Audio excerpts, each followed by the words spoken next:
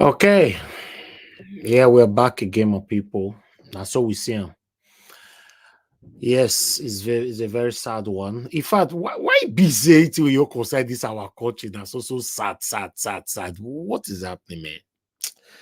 I'm very upset, Now because I promised that I will be coming back, trust me, the strength to come back to this broadcast is not really there. It's just that I promised that even though we lost or we win, I will still come back, Nigeria were poor from beginning to the end. Even after we scored a goal, I was still not confident that, we will go anywhere.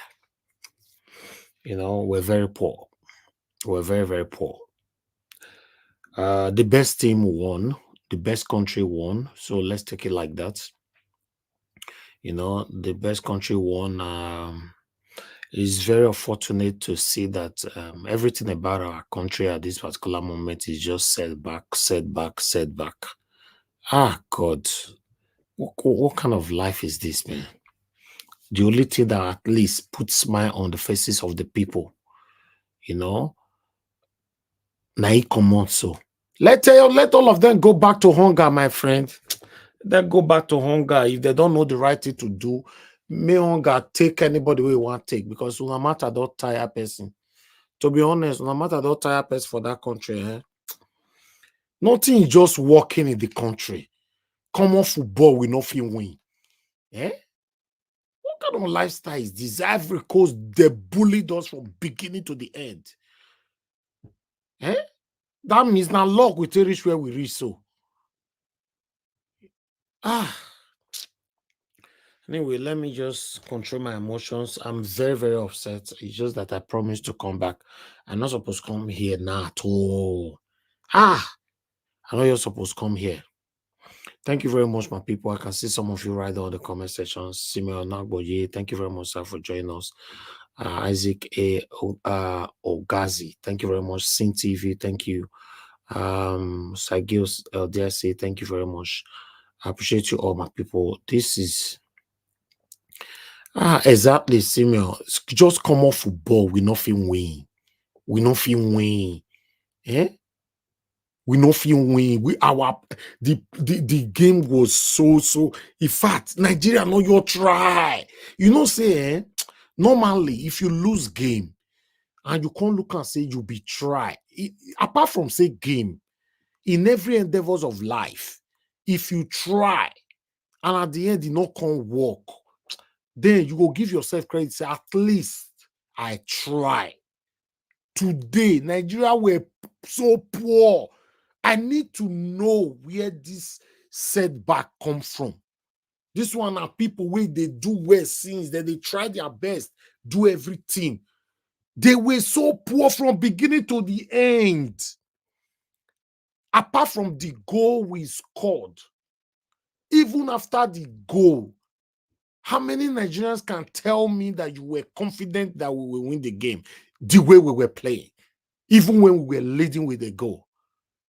How many of you now? It's so something else. What is this now? If Nigeria matter, they give person headache every day. Which kind of lifestyle be this? Me, I don't tire out talking about politics, talking about setback of Nigeria, talking about. I said I go switch. To be honest, the thing they stress me. Nigeria issue they stress me. Nothing else. I not feel brag. Nothing else they stress me for my life. Nigeria issue is just stressful. Watching football, stressful. Everything about the country is stressful. No fuel, no light, no food, insecurity. Everything about our country is just stressful. What is this? It's not because them or CM all of the way say you must come. See, man, coming here again now. Can't tell you like say we lose. Is this should we call this celebration? God.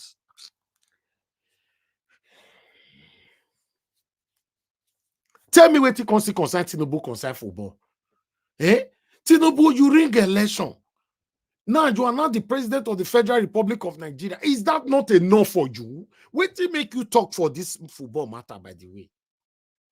Eh? Wait till Shetima go do for that semi-final. I don't understand. I don't understand where somebody you go no say naturally you get bad luck. You go to use and rob people. Me no understand though. Eh? It's matter, man. In fact, I just need to control myself, man. I just need to because man, Nigeria matter is stressful, man. Nigeria matter is stressful, man. It's stressful. I'm not gonna stay long here, man. If in fact, I don't just know. This kind of thing, and to just as they beat us finish, so you'll find bed, use hand, take crawl, enter inside bed, you're sleepy. Sleepy. Pour cold water for your head, make you sleepy. Just enter inside bed, sleepy. Use duvet, cover your head. Make you sleep. Now somebody's not me to they come broadcast again this kind of time now. Eh? You can't contribute this. We think go come make us happy for Nigeria now. I bet make una tell us one. Tinubu saying win election, Nigeria not celebrate. Nobody celebrates. Wait till you come make us say, as Nigerians, we go still this, we go still smile, we will still laugh at least for once. At least for once. At least for once. Make we still celebrate ourselves. Make we still smile. Eh? This football don't go now. Wait till be the other thing that will couple hope now say it will come next time. God. See the way that they celebrate these people. Wait till they suppose they celebrate. See pressmen, they interview them. Eh? Meanwhile, I suppose they smile for a year now. Eh? Tinubu, I want to do this one now. Sorry, I think Tinubu joined they play the football. You know, Shetima. Oh God, these people matter. Kai, this thing, eh? This thing, eh? Anyway, Nigerians, you know, let's go back. Make una go back to the episode 2 of hunger. I don't say the thing be paused today. Now only today be take pause, so the hunger. You know, so episode 2 of hunger. Episode 2 of hunger. Let me post the link. Let me post the link. For those of you that want to join us, just join us, talk to us, tell us, you know, tell us how you see me. Don't come like I said, I did judge wrongly. I want to see the game. I want to see the game now. Abuna way the comment section. Una want to make me verse. Which kind? So person don't feel anything go make person happy again for this country. What if you this one?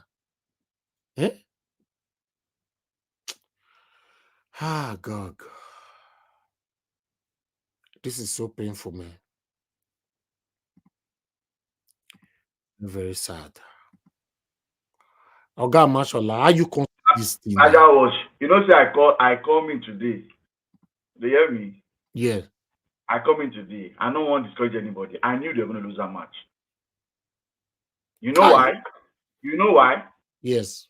The last match, illegal government enters their camp. What was the vice president doing there? I don't know what he go do for inside there. Now the last time when they go, now Buhari made phone call. Now the guy made phone call. Did they carry their wahala? Which is go solve? Carry go meet them. Who they play since? Carry their bad luck go meet them. I'm not surprised. Now only people when they go get appetition for the matter now they pity because it's baseless. Someone that is not you have a country to deal with. The people that are giving the country joy, you not leave them when they do their own. You go meet them to do what? We have insecurity that is killing Nigerians every day, kidnapping every day. Buhari, whether not Buhari, Tinubu and Shetima are supposed to focus on that. They don't pay them. They want to they beat South Africa. The boys they are happy. They shout obedient. You they hear hand go up as vice president. Inside when they shout obedient. You know that is shame. It was I think they won't go there. They forgot them, they put them more. They forgot them, they put them. Nigerians, I know say una dey watch match don finish o. Na eye got clear now say the suffer don already start because people dey bear hunger with this football.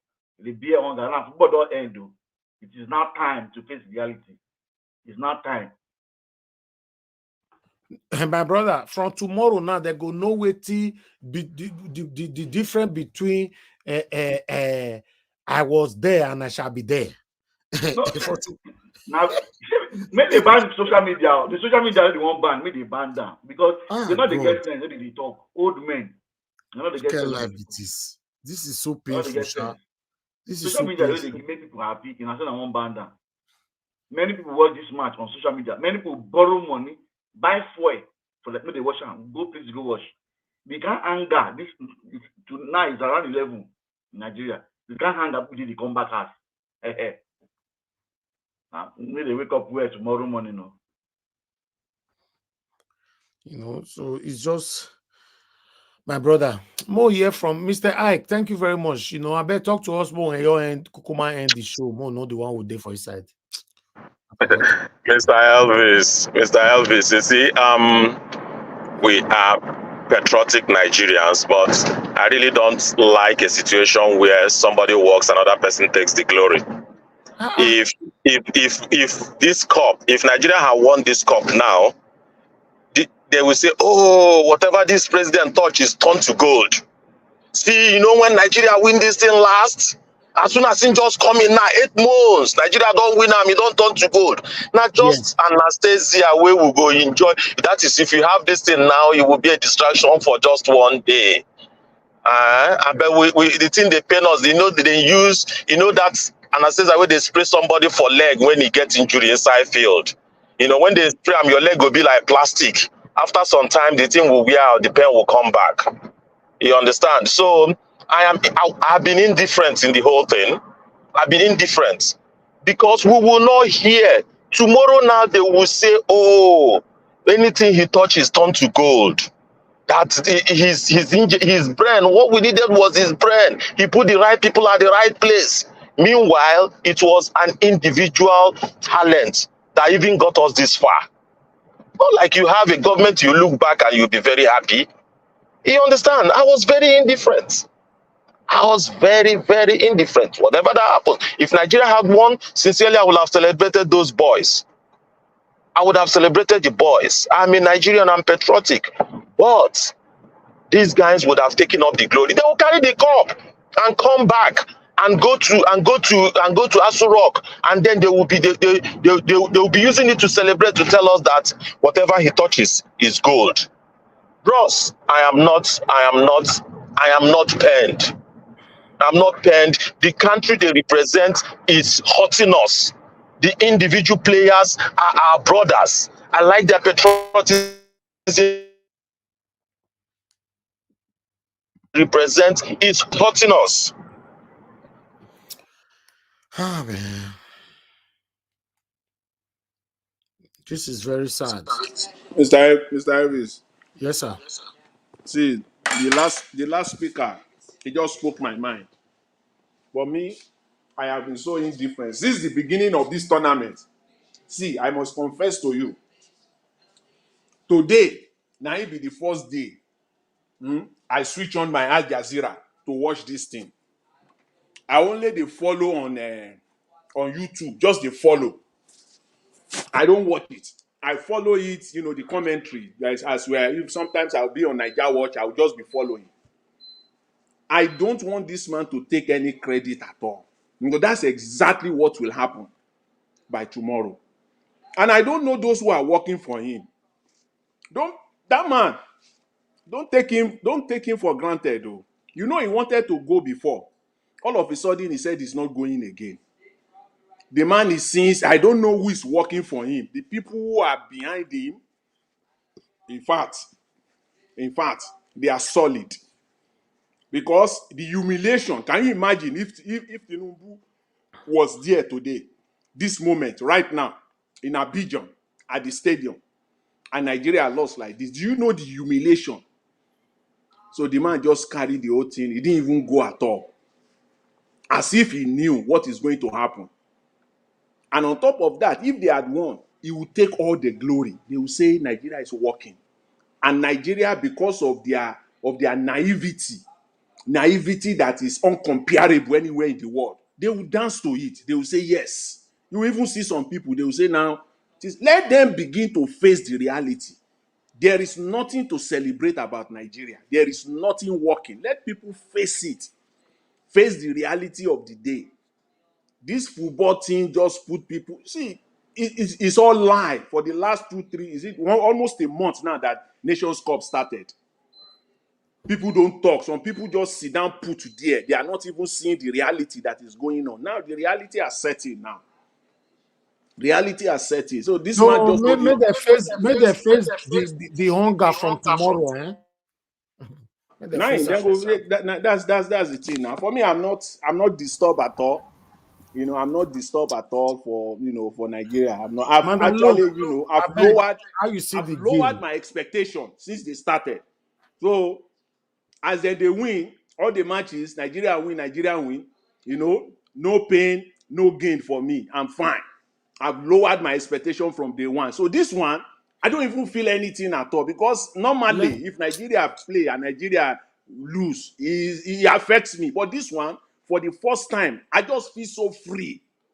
I feel so free. It's not ordinary. I feel so free because from day one, I've lowered my expectation. Because I know that is what they will hype it. They will hype it. You will see tomorrow on Arise News, on channels. That's to be their their flashing news. Nigeria won the Nations Cup. Let me take this call, please. Hold on, sir.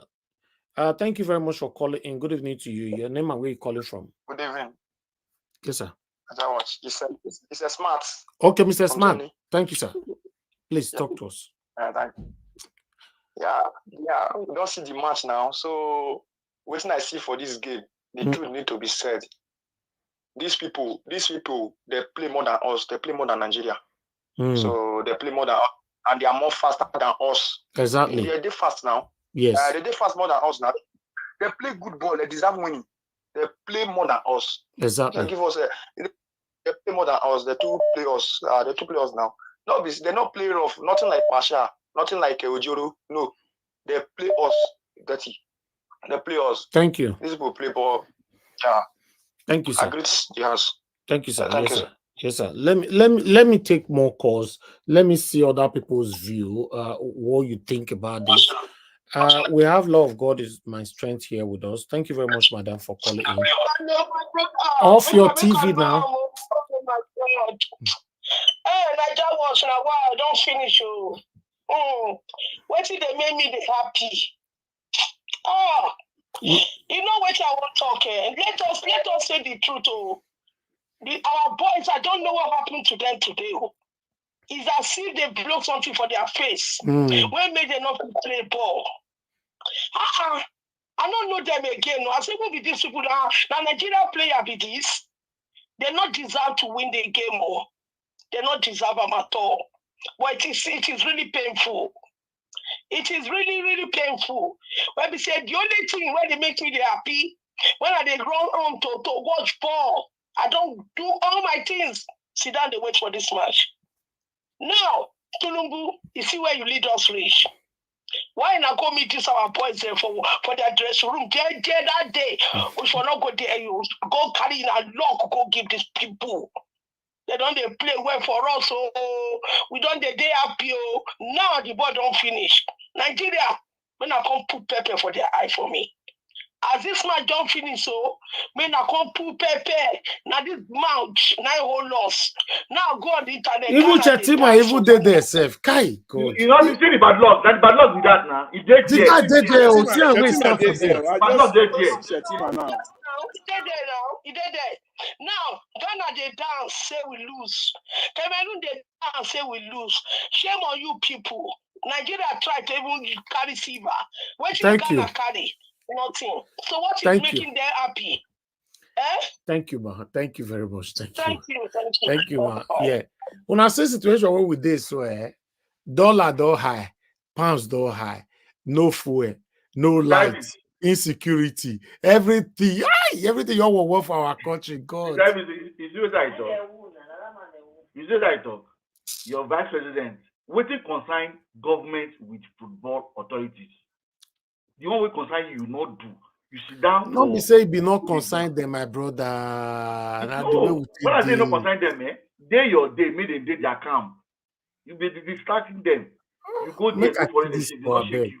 Make I quick Oh, take Mr. Tony, thanks for calling in. Good evening to you, sir. Talk to us, I beg. Good evening, sir. Thank you, sir. I greet everybody. Kai. Oh, courage, eh? So make una not just what they say Nigeria not win, because at least the country that won this game is very good because they have a government. So they have a government that we make sure that that money go down well. And don't forget that most of our people that are in the USA today, they pass through Ivory Coast and all this Senegal and all these places there. So if they win it, they will use it better than if the money come to Nigeria. The championship is coming with money, and if they come to Nigeria, now waste. So so long is another African country that is performing well, is good. You know what I said last time. You show some people that are in Ivory Coast, Nigeria watch a group where two men, they are well established there. They are bit giving loan and they granted loan just like in Europe. So why not? So it better make Nigeria not win. Thank you, sir. Okay. Thank you, Mr. Tony. Kai. Thanks for playing fair. Please hold on, sir. Hold on. Let's do it according to how people take on. Hold on, Mr. CBD. Let me go to let's hear from okay, before I come to Madam Luke, let me quickly pick this call again. Mr. Shimizi, thank you very much, sir. Please make it 2 minutes. I know. Sorry. 2 minutes, sir. Sorry, I was laughing since when you're vibrating. See, like other people said, I know that you see me, I don't want to, since all this game, I don't want to go there because I know it won't happen. A government that doesn't care their people, how are you going to touch a glory cup? You know the meaning of that cup? Do you know the meaning?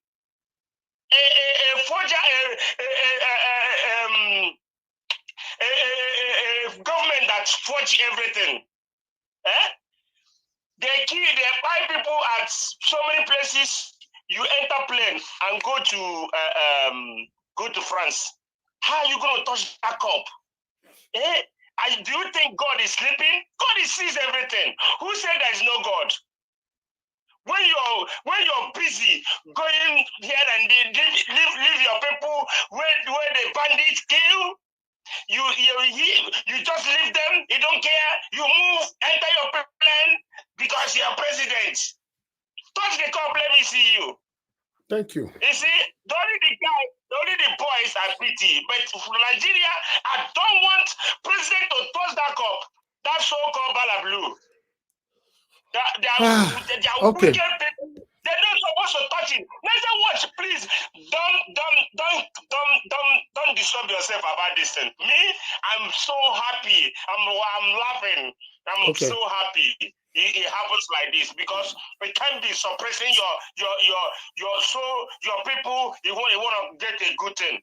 Thank you. You don't get good thing that way. Okay, sir. Thank you. Must be clean. Thank you, sir. You must be clean before you get good thing. All right, let's go. Right, Thank you, sir. Madam Luke, please talk to us, man. Good evening to you. Well, good evening. This is becoming my favorite playground. You see, it makes me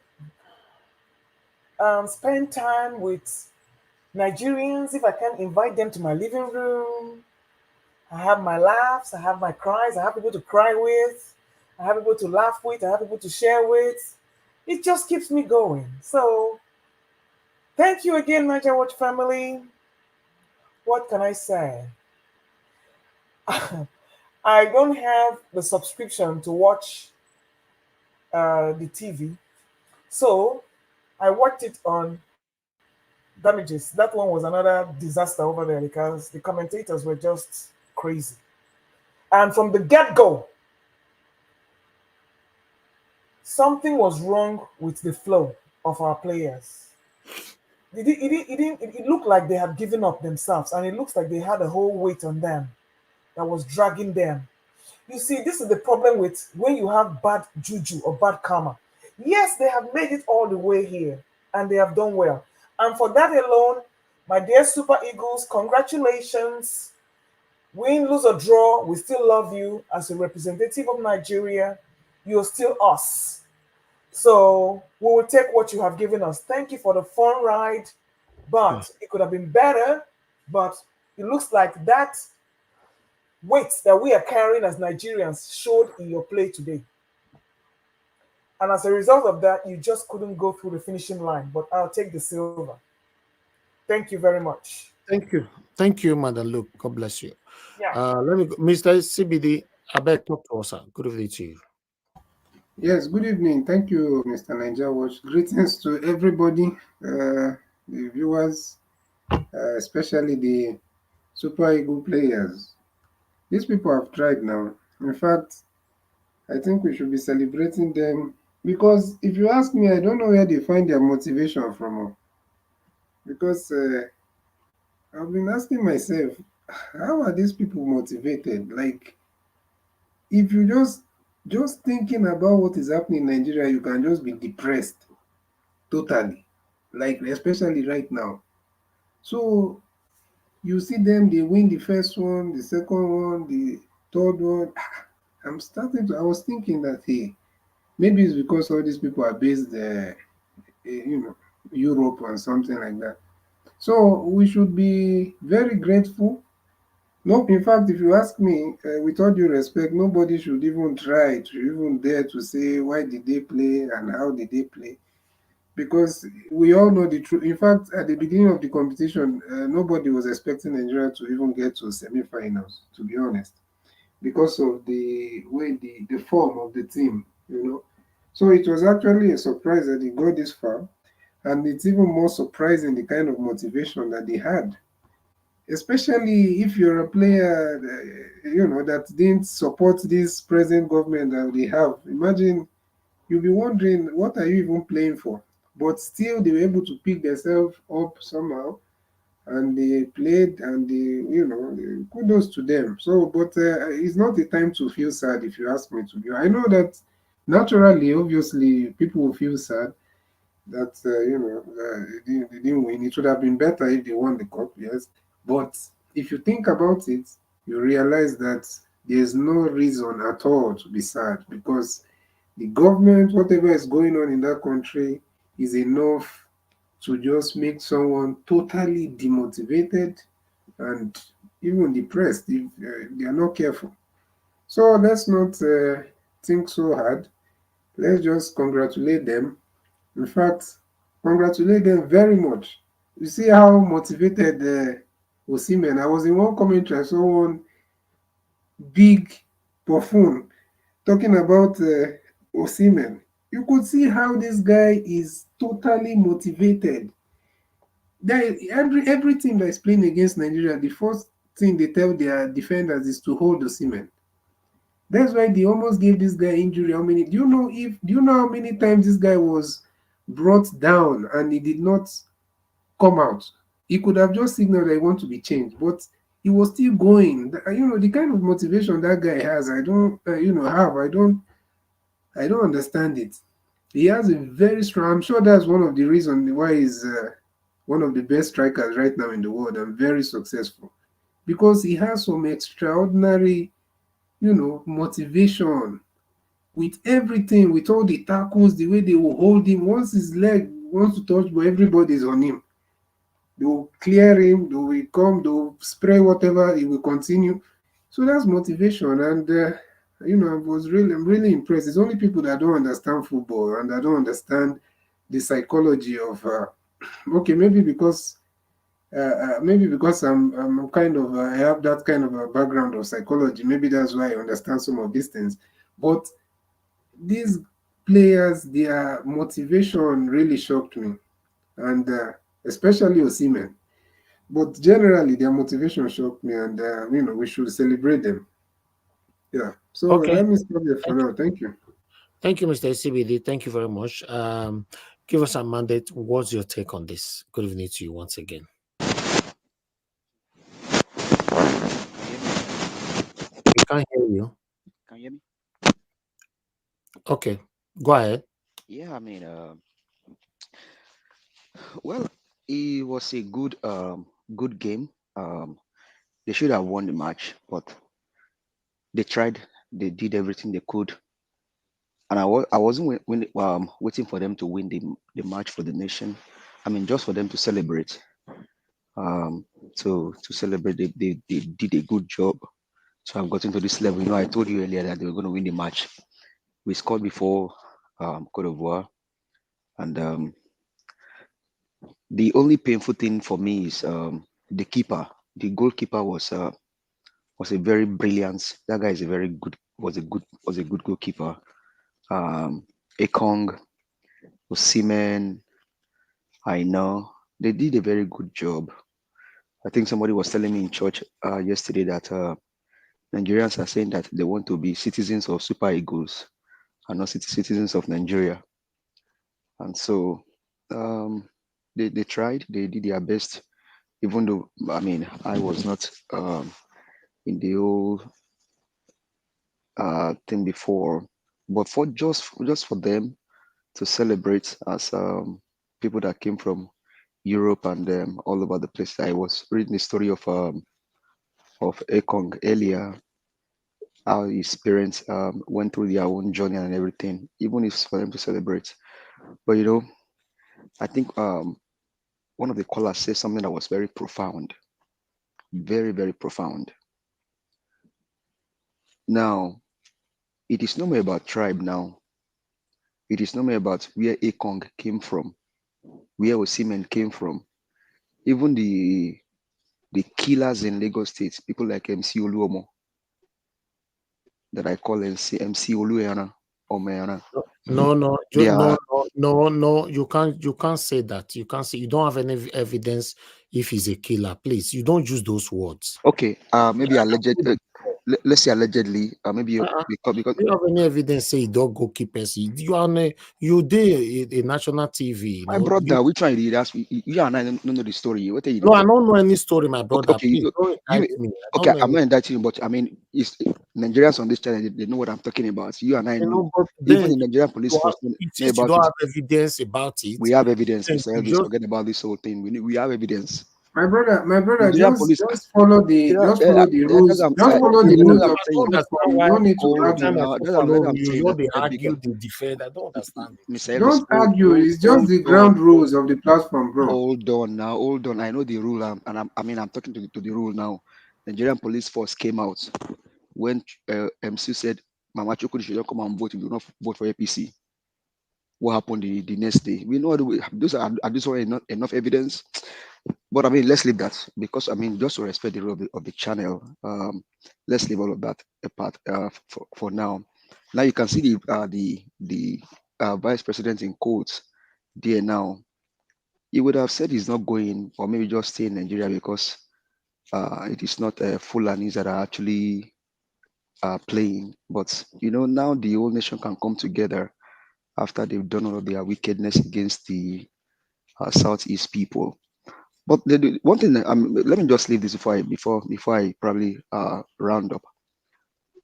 And I say this with all sense of responsibility and humility. One thing is the truth remains the truth. Nothing can be done against the truth. Today, Igwe Olaiya came out begging Nigerians. Today, Wasiu Kwamwon talking to Tinubu. Now, if I say that Wasiu Ayinde flog an Igbo man at a polling station, you will tell me to bring evidence, even though there is evidence all over the places. One thing is, whether we like it or not, the truth remains the truth. The truth cannot be taken away. I mean, it's on public record that the Nigerian police force, when MC said that Mama Chukwudi, if you will not vote for APC, don't come out. They came out to say it was only a mere joke. We knew what happened both on the presidential election and the gubernatorial election. Some families today will never get peace in their life because of what happened.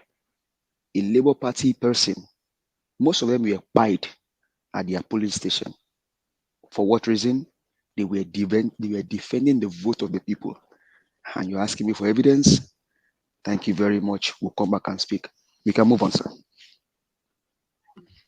Your issue, give us a mandate, is you always argue to win, and it's not a good thing, to be honest. My brother, I am not arguing to win. No, this is not good. Fact. Follow rules of platform. You are telling me story that we already know. Do you have evidence that MC Oluomo is a killer? Yes or no? You are beating around. If you have evidence, bring it on. I'll let you call him a killer. Please respect the rules. That's all. Don't be driving around trying to con everybody here like we don't know what we are doing. You can't call anybody a killer here. If you don't have evidence. Even the MC Oluomo or anybody told anyone to or anything not to vote, that's a different case than calling anybody a killer.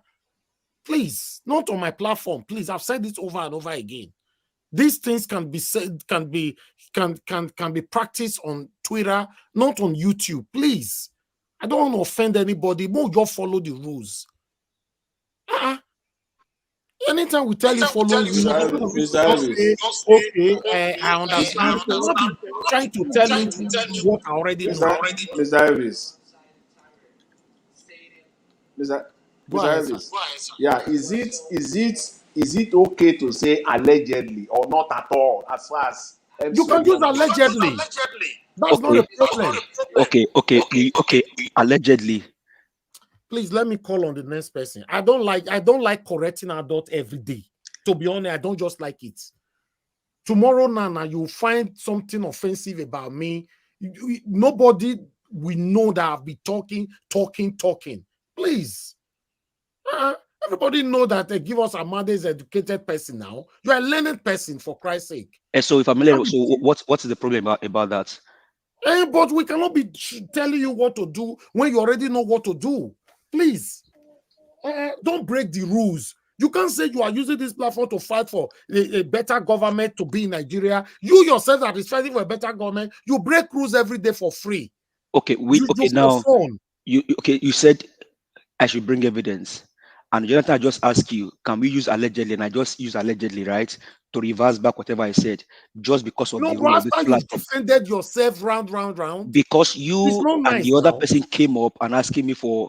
I mean, let's just move on. Please, let's move on. Thank you. Please, what you don't have evidence on, don't talk about it on this platform. I beg every one of you, everybody, please, even no matter how bad is the person, as long as you don't have evidence about it, you can talk about it allegedly. I think say so person like this. Don't just say it like, the evidence is in your house. It's not nice. It's not nice, and that's also the doctrine of media. Thank you, Mr. Abraham. Thanks for joining us. Good evening to you. Please talk to us. Yeah, good evening, everybody. And thank you for giving me the opportunity to contribute to what is going on presently. I am in Nigeria, and football is about lose or win. And one thing I discovered about Nigeria is that we always give excuses unnecessarily. I took my time carefully to watch the game.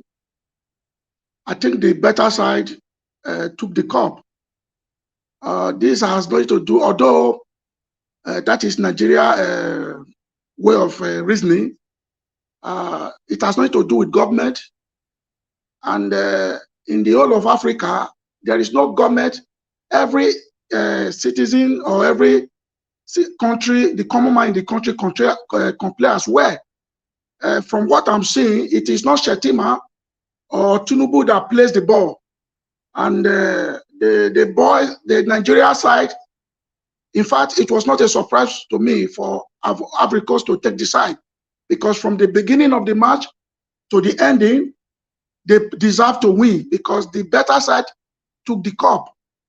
It is not Shetima or Tinubu that plays the ball, but I wonder people keep on blaming the the government, not that I'm supporting the government anyway. You can watch carefully France against Argentina. So if Argentina took the day, does that mean that the French government are not good? So it's time for we to face reality. I am not in support of Nigeria government, but it's time for we to deviate from things that are not relevant, things are irrelevant things, to face reality. Argentina won France. It's not because France government were very bad. I think French government is one of the best government in the world as for today. If they lose that match, it's not because the government were very bad. And Nigeria is fond of doing this, and for crying out loud. Any little thing, they reverse it to the government. Any little thing, they deviate from the truth and begin to say things that are not relevant. I am not, quote me, I'm not in support of Nigerian government. And if you watch from the beginning to the sound of the whistle, to the end of the whistle, Nigeria, they were so defensive. To be defensive is good, but before you can play defensive game, try to make sure you put 2-3 goals, then you fall back home. You see, that is my little contribution, my brother, because we should stop blaming Shetima or blaming this. The last caller, this is my first time of contributing to this platform. I think I will do more as the day proceed. The last caller, you shouldn't have given him more time, because once somebody is playing, is out of the rule, you block him or you send him away. You don't need to be stressing yourself trying to advise him as an adult. Are you with me? Because there is a rules and regulation guarding everybody. Once somebody is out of the rule, you kick him out. I'm sorry to use this word. For you to overstress yourself, for you to be worried of a mature man who is not abandoned by the rules and regulation of the team. To crown it all, we should stop blaming the government. I know the government are not doing well. We should face reality, because it is not Shetima that. Sir, you know, if you see why people are blaming the government now, I guess you are aware of the current situation in Nigeria. I know. So, but I am in Nigeria. Nobody should tell me what I am facing. Despite I live in abroad. Who do we blame? Despite I live in abroad, it affects me even more than those who live in Nigeria. What am I trying to say? From the look of what take place in the field of play, we should please not to bring government in, because there is no government that is 100% good in Africa. You understand me? We should face the reality. These Ivorians, they play to the gallery. I am a sportman. They play to the gallery. Being defensive in Nigeria side, it was uncalled for. It was uncalled for. Anyway, on that, I will agree with you. Nigeria were very poor. Very, very poor. Thank you, brother. Sorry, Mr. Elvis. Yes, sir. If you can just give me like 15 seconds to just make a comment, if possible. Go ahead, sir. Thank you. Yeah, well, the man that just spoke here, I think I agree with the last part of people should stay with the rules, but at the same time, let's not be too hard on our regular panelists that have done. We cannot throw away our person because of one mistake. Then also, when people are saying don't blame, I think it just means that sometimes some of us, with all due respect, don't understand psychology and how it affects the physical performance of a person. And that is very important. And when you're saying don't blame, everywhere in the world, if players are motivated, you could see their governments, they will celebrate them, they will be involved. You will see the other time, was it not the president of is it one of those world leaders that went to the pitch and to the stands and was gingering the players? You see, psychology, no matter how physically fit your bones you are, if mentally you're demotivated, you cannot give your 100%. That's why you just be there like a bag of cement Okay. Yes, sometimes. brother. Yes, So, thank you. Can I my brother, contribute something? just a second. Yeah, so I understand your point about the better team won. Everybody could agree with that. But at the same time, you must give, if those guys had, if they could look back at their country and see a government that, they can be proud of, or the people that, I'm telling you, their performance would increase, whether we want to agree to it or not. Why So must they they? said, To me, they were very poor today. I don't know any excuse I will. Mr. Evans, You Mr. see, Evans, Mr. Evans, you see, if you're watching it live, can I contribute? see the Can I president say of something to Cote you? d'Ivoire.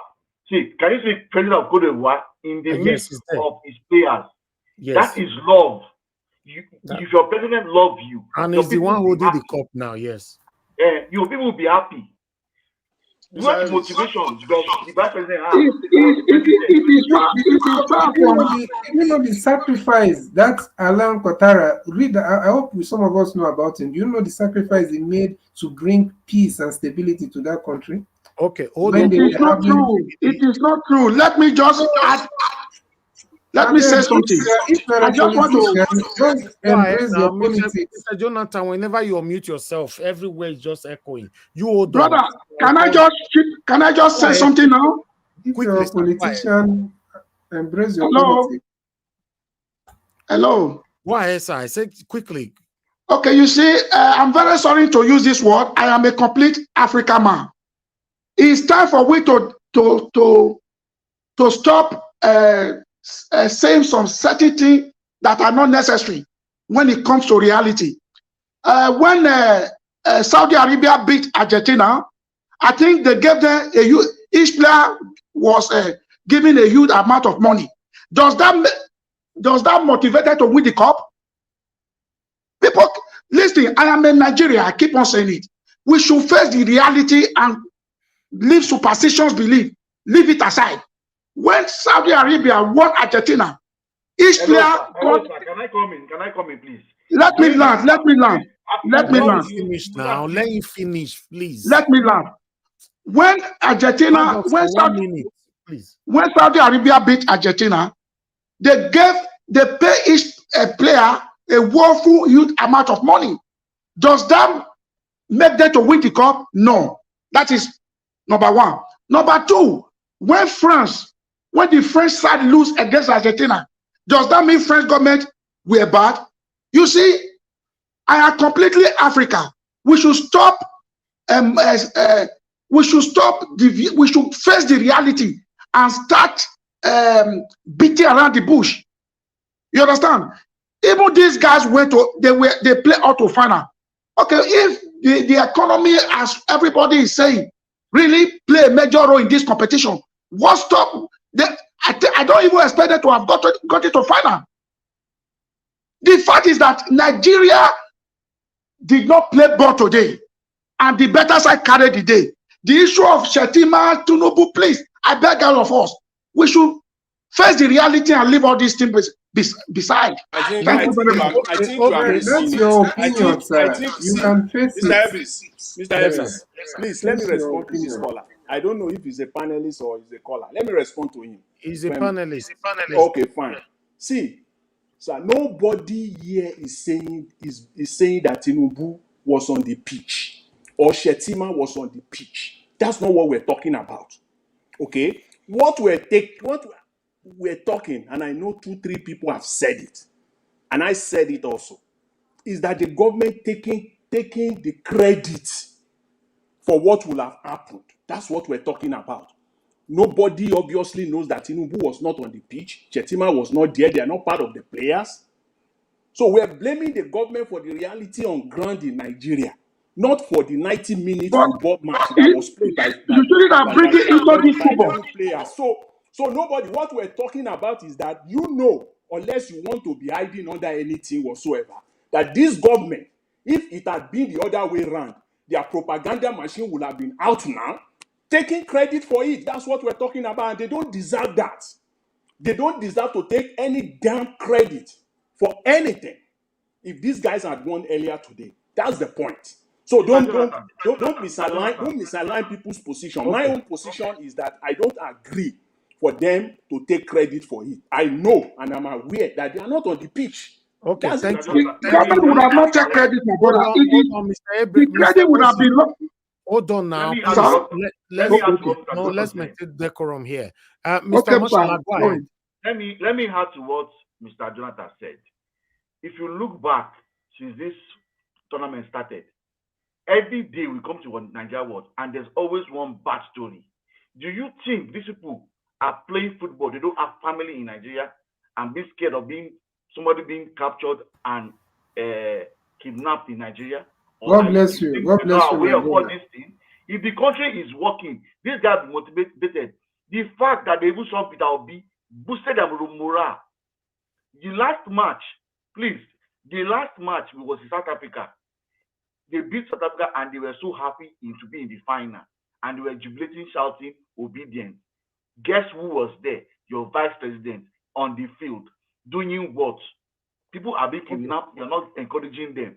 If you are coming there to boost their morale and they are hearing stories that things have been changing in Nigeria, it's enough booster for them to even go ahead and win this match. But you bring your problems to meet them in their dressing room, confusing their head because things are not working. If you now win this World Cup, now win this match and take the cup to Abuja to go and celebrate with who? Someone that is not doing anything in the country, people are not happy. It's not the issue is not if you are president or not. If people are happy in Nigeria, it's not like they are targeting any particular person. Let me quickly say something, please. Now, Unadusty talk. You know, for me personally, I'm not happy with this current satanic government of Tinubu and all of them, both the past, present, probably the future. But if we have to face the realism right now, Nigeria was extremely poor today. God bless you, my brother.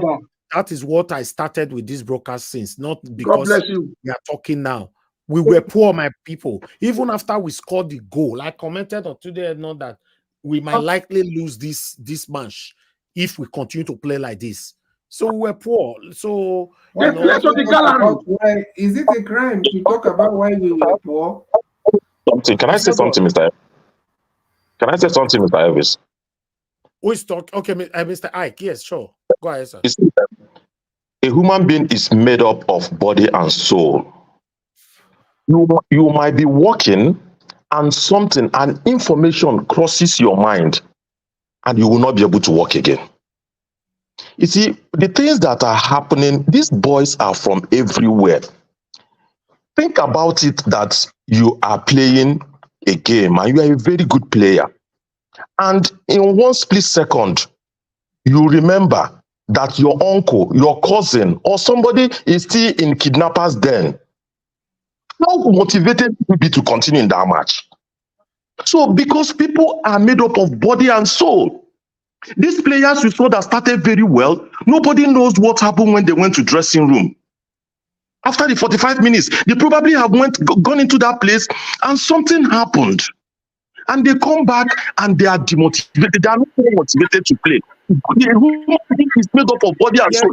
It's not physical. Mr. Ike, hold on, Mr. Ike. These same players you are talking about, they have been playing well all this while. That's what I'm telling you. The same thing. Again, bringing using Oga, please, we gave you time to talk. Please let us talk too. This thing is not one directional discussion. You hear the other side, you want to hear the other side. We should stop bringing irrelevant things to reality. Please. Excuse me.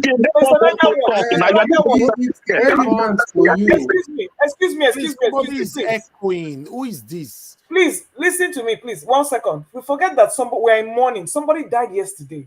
Please take that into consideration too. Thank you.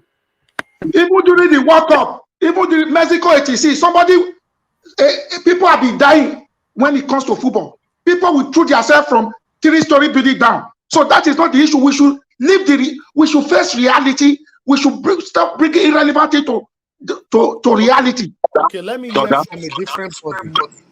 Hold on. Hold on, everybody now. Mute yourself. Mute yourself, Mr. Ike, please. Whenever you and Mr. Jonathan unmute yourself, there's this echo coming out. We have Mr. Chris on the phone. Mr. Chris, thanks for calling in. Good evening to you, sir. Please talk to us. What's your take on this football?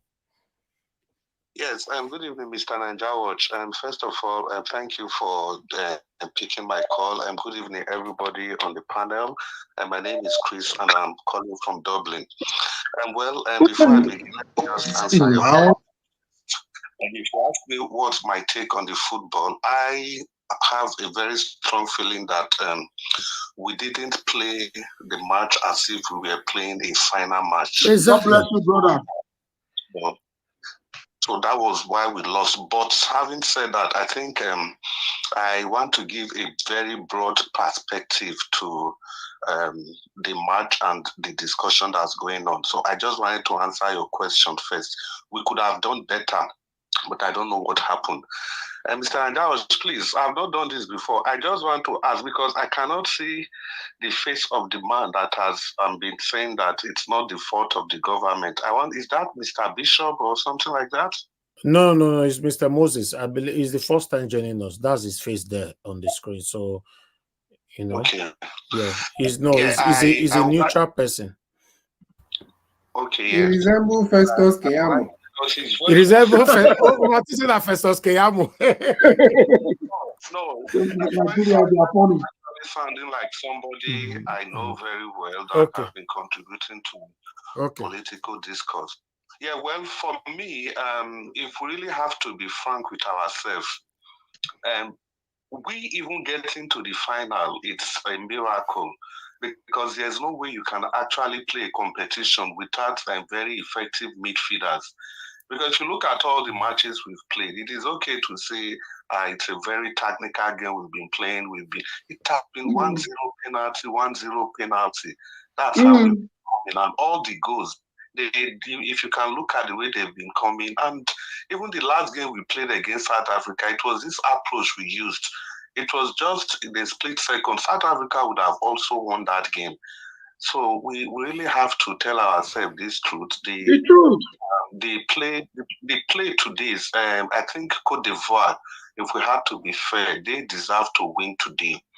But having said that, when people decide to see this in a political angle or spiritual angle, I think we cannot still rule that one out completely, because I can categorically tell you that I was at the social media space for the past 72 hours. Do you know that many Nigerians were praying that Nigeria should lose because of bad governance? So it will be completely, how do I put this now? Yeah, it will be completely a kind of falsehood for any person to say that bad governance didn't have any effect on what happened on the field of play. It does, in the sense that it couldn't have been that it is because Tinubu is a bad person, that was why we lost. No, but it was because of the bad governance that's currently going on. That is why a lot of Nigerians have been praying that Nigeria will lose, so that we will come back and face the problem at home. If you follow the social media space, that is what people have been saying. And some of all these things, it could be fun, but they all have an effect. They will definitely have. If you pray against yourself, I'm very sure that the number of Nigerians praying that Nigeria will lose is not as much as the number of Cote d'Ivoirians that we are wishing their country to win. Because I'm very sure the whole of Cote d'Ivoire, they were all supporting their country to win. But Nigeria, we were divided. Let's face the truth. We were divided, and some of this negative energy, they could also play an impact.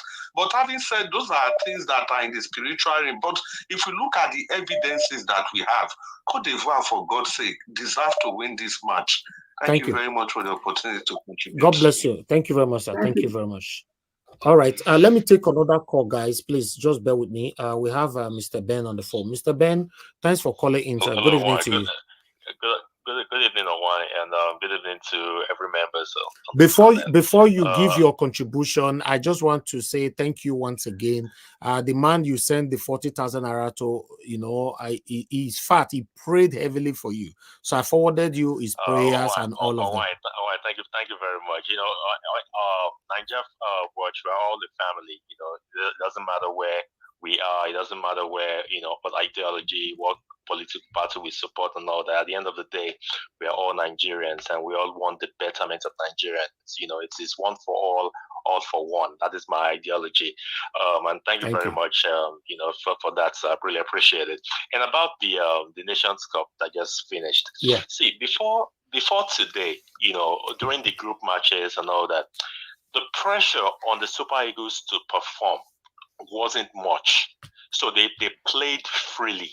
You know, they played with their hearts. You know, they were playing very well. Even if they were winning 1-0 penalties and all that, they were playing freely. But on for today's game, the pressure was too much on them, and they couldn't handle it. Which pressure? That's why they lost that game. The pressure of the final. It was too much on them. They couldn't handle it. From Tinubu calling them, you know, all of that.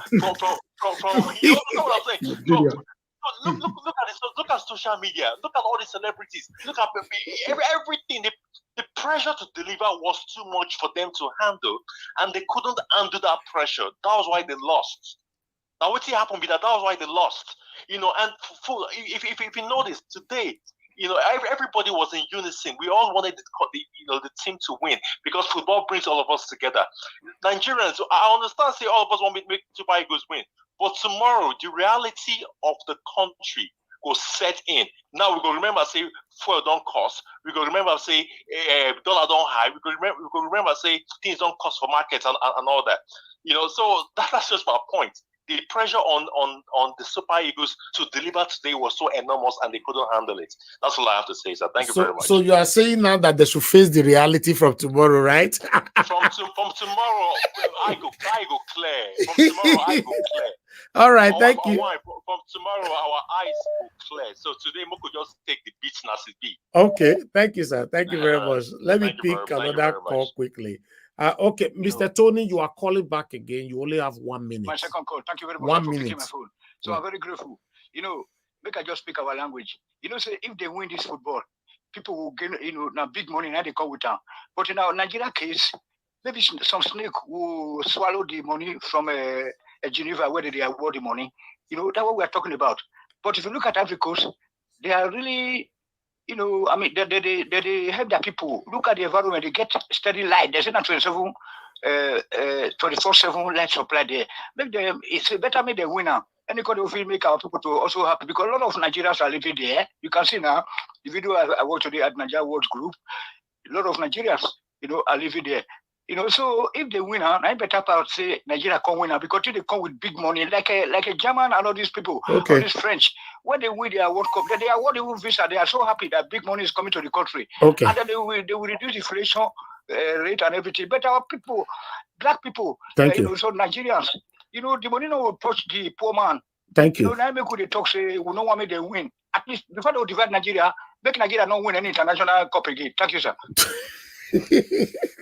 All right, people have started. It cannot make Nigeria the country move forward because. Hold on, sir. For you to know, not only this platform that is blaming Tinubu right now. Watch this video. So people can see that is why we lost it. That's why we lost the final. Tinubu sat down when we scored. You're supposed to stand up. Because why will your country score in the final? You cannot stand up. You cannot stand up. You are feeling too big. Well, they finish for Nigeria. I just the final to blame this night. Oh boy. Eh? We don't get midfielders. That's all I can say. We don't get midfielders. We don't get midfielders. Let Nigeria begin to. You don't talk when we are playing video. It will be waste time. We don't get midfield. We don't get midfield. That's all. And to Ghanaians, please, one thing I just want to let you know, we are family. Forget all the things you have been saying about you guys and all that. It's just normal bands. We are all friends. So please, let's just support our fellow Africans that just won and stop insulting Nigerians. Now, wow. All right. No. Mr. Niger, We fuck up. We can't. Yes, sir. You know, do you know all these guys that usually play football in Europe, these club footballs and all that? If you notice, when there's like a press conference, maybe a pre-game conference, you'll find out that maybe the coach or the captain will come out and say, "Oh, you know, the boys are motivated. We are in high spirit." You see, that's the part that I'm trying to talk about. I'm not even facing whether Shetima. I'm talking about the situation on ground. It's a general leadership problem, and once it's affecting these people psychologically, they will try their best, but sometimes you ask yourself, you know, they are human beings, or do we think these players are robots? They are human beings now. Was Mikel Obi's father at some point not kidnapped and is a player? So things have happened to them several times. We know how many times Osimhen had issues back at home, that it was even televised. The same with Odio Igalo, all these people.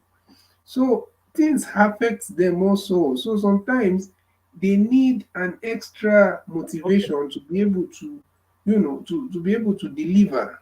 All those games they've been winning, yes, they won, but you see, with all this pressure also, sometimes you ask yourself, all these people pressuring you, what have they done for you? Or what are they doing even for the country themselves?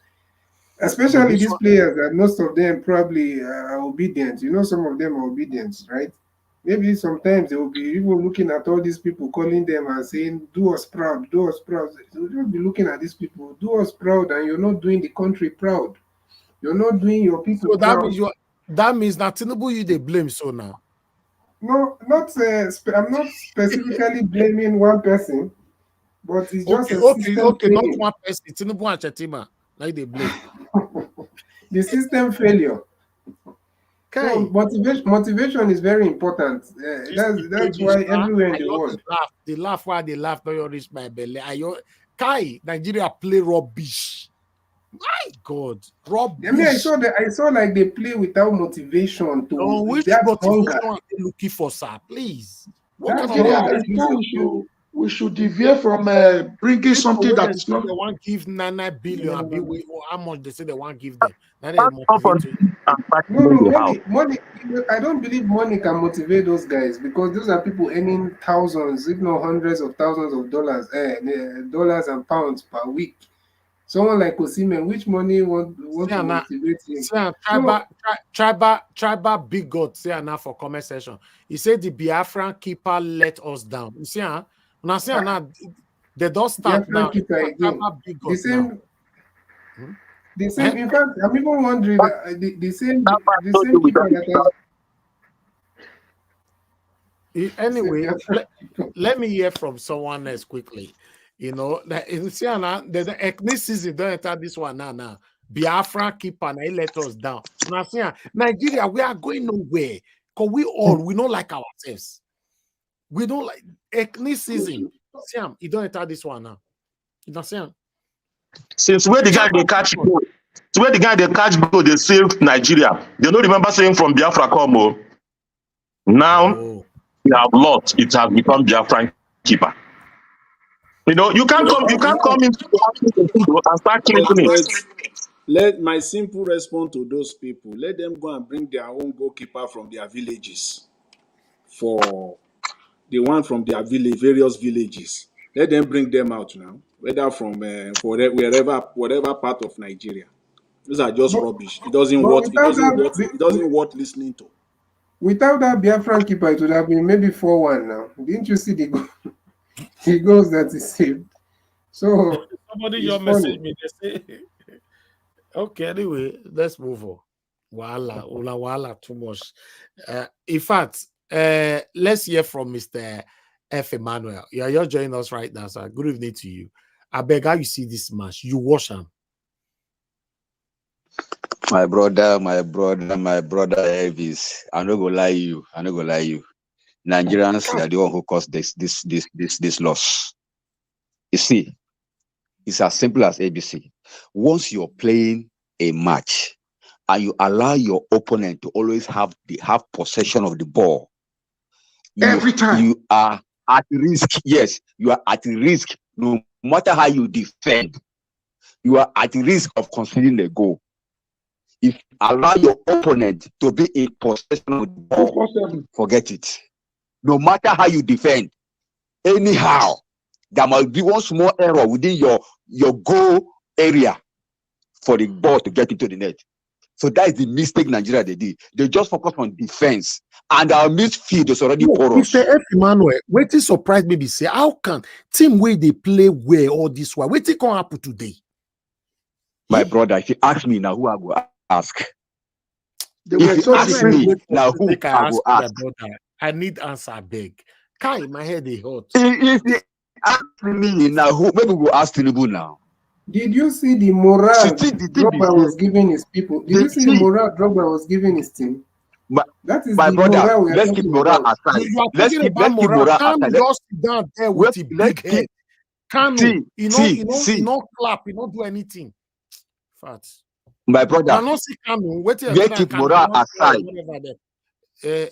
Let's look at let's look at this thing technically. The truth is, the approach of Super Eagles was completely wrong. Why do I say so? Because right from the beginning, if you look at they play virtually defensive all through. Knowing fully well that won't be in the middle is not doing much. Sometimes the guy they confused, making wrong passes. This is the center when Okocha hold in those days. You can see how Okocha will distribute balls. So if you ask me, these guys, they are the cause of their defeat, because they allow those opponents, they allow the Ivorians to possess the ball so much, so they only come back and be defending. No, the man of the match today is not our goalkeeper. God bless you, our brother. keeper is the man of the match. No, not the man of the match. The man of the match for Nigeria, not before the game.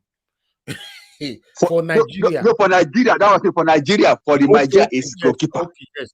Yeah, now the guy tried, follow the ball, save some goals and all that.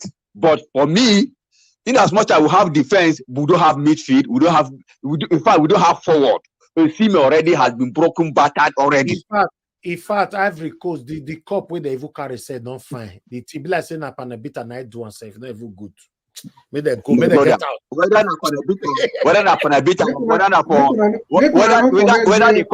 they cup na Bamido, whether the cup na Bamido, at least we for still win now.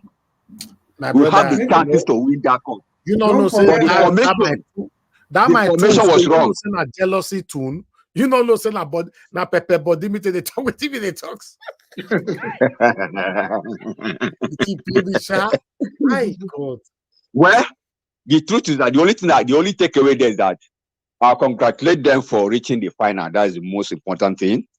You know, at least they will get small thing, carry go home. All those small, whether not silver, whatever they give them, at least they got to the final and they became number 2. Okay, that's no problem. The matter is that from tomorrow now, let Nigerians face the hunger of the land. That's all. Let them face it. You know, let's move on. Of course, now hunger continue now. Hunger continue because I believe say this one for evil distract us. If maybe the winner, everybody will come forget where they come from. So let them continue. Let $1 go to 5,000 naira now, while £1 will go 25,000 naira. Let the jungle, let him Tinubu move on, continue. You know, people when support Tinubu now, they call they cry for social media. It's very unfortunate. Tinubu go complete in 4 years. Make una they complain there. When they complain there because I don't know what they complain for. Anyway, let me call on the next person to talk to us. Me no fit carry headache for una matter because we tell una from day one. Tinubu don't know what they do. Now say na una want. Now my brother, now from my village. We speak the same language. I've placed series of videos here where people are saying, no, I can't vote for Peter Obi. I can't vote for Atiku. I can only vote for my brother. My brother. Okay. Let's move on. We find ourselves here. In fact, I don't tire for this matter, man. This matter just be as it gets. Let me pick a call. Let me pick this call quickly. I can see you are calling back again, Mr. Shimeze. Talk to us quickly because I'm returning your call. Mr. Shimeze, pick your call or pick your phone, or Yes, Niger Watch. Yes, sir. Talk to us. You they call. I think you don't sleep. All what I want to say, you have said it all. I don't know. This talk na sugar. So I disagree with that man. That man that came today, I disagree with him. All those things he's saying, I disagree with him. Hey, all those those sounds. Saying, yeah, your government is not if they're not doing things right. I don't know. You won't have that free mind or to do something to them. The government that not giving you something good. That means that happiness won't be there. So you can't tell me leave Tirimbu, leave this one. But the government, no, Mr. Shimeze, if we want to be truthful to ourselves, not be the same government promised the 9 billion or where we come the year. So I don't understand. This team, they were useless today. More told the truth. This team were useless today. Like that was, to be frank with you, I didn't watch the game. I must tell you the truth. I watched it. They tell you now, say they were useless from beginning to the end. I watched through this what her name watch from Doram. I was listening to your this thing. What's his name? That's Doram India. What's her name? Damage. I think something damage. I was listening from what they are commenting. But all the same, Nigeria, get ready. Let me tell you, even if Nigeria win this cup, even if they win the cup, they will still hit hunger. Yes, this happiness will just today and tomorrow. Highest, next tomorrow, they will back on what the reality Nigeria facing. All right. Thank you, Nigeria. Watch. Good night. I won't call you again. Okay, go and sleep, sir. Thank you. God bless you. All right. Let me quickly correct somebody on the KDS. I'm not sure if we've seen that name before, and I believe maybe you don't also know the rules of the platform. So, but let me tell you, it's good to have you here. I can see you're saying you supported or you voted Tinubu. That's not my business at all. My business is that you cannot insult anybody on this platform. Please respect that rules. I can see you are calling Mumu boy. I don't know if you're insulting my caller and all that. We don't do that here. The same rules protect everybody, including you. Please, this is the last warning. The reason why we are not going to take action against you, because I believe it's my first time seeing that name. Please don't call anybody Mumu here. We don't insult anybody on this platform. Thank you, sir. If he's Salma, I don't know. Okay, let me pick this call quickly. Thank you, Mother Deborah. After 7 years, we don't hear from you today. Thank you very much, ma, for calling in. Mother Deborah, I say after 7 years, we don't hear from you today. Thank you very much for calling in. Talk to us. I traveled to your country. Oh, you are in Nigeria. I just came back 2 days ago. Oh, okay. I hope say the hunger there not reach your area. Yes, the situation of Nigeria is critical. Let me put it that way. It is critical. I don't even know how people are surviving. But Tinubu said he's aware of the situation and what everybody is passing through, but unfortunately cannot do anything about it. Well, that's why right from the day one, he knows he doesn't know anything, that he's not going, he does not know what to do about it. He just wanted to be there. And that was what he bought the position, and he's there. That man he didn't have any plan going in there. We know that, but unfortunately, Nigerians, well, me, I'm just looking at them. If the suffer don't tire them, I'm sure they'll get up and do what they are supposed to do. But the situation of Nigeria is critical. I'm telling you, the crime rate is going to skyrocket. If you see the look on if you see most of the young men the look on their face, hungry looking faces, I'm telling you, the situation is going to be very, very critical. Even the air pollution everywhere, keke, carbon Oh wow. As I was there, the way my body was even functioning was different. My body was already reacting to the pollution, the air. As soon as I stepped my leg for UK, I felt better. All the way I was feeling, when I was like, I've been not sick before I come out. Waiting can be all this one. I was like, as soon as I reach here, I don't even take any medicine. I just started feeling better. I was like, maybe now those poisonous gas, keke, where all the air, the gas, the dust, the heat, everything there is just something else. I don't know. I'm sorry, but I don't know how people are surviving there. The situation of Nigeria has gone from critical. Anyway, about the match, I wasn't surprised. I think the players were a bit distracted. After they won that South African game, I feel because they put a lot of pressure on them. The expectations were high, and they didn't play well. I think the Ivorians play better.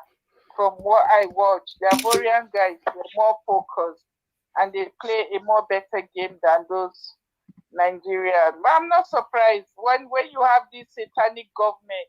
What good will come out of it? Tinubu, right from the day he entered that place, the country, the kind of bad luck. Nigeria, in fact, Buhari's time is even a lot better than this. Kai. He hasn't spent years. So now don't they praise Buhari already? No, but it's good. We're in trouble. It's sad. No, but it's sad, but it's the truth. It's the truth. It's sad. What the way Nigeria has been in these 6 months or 7 months is worse than Buhari 8 years. Thank you. What I used to blame my mom when they complain, they ask for money all the time. I said, what are you doing with the money?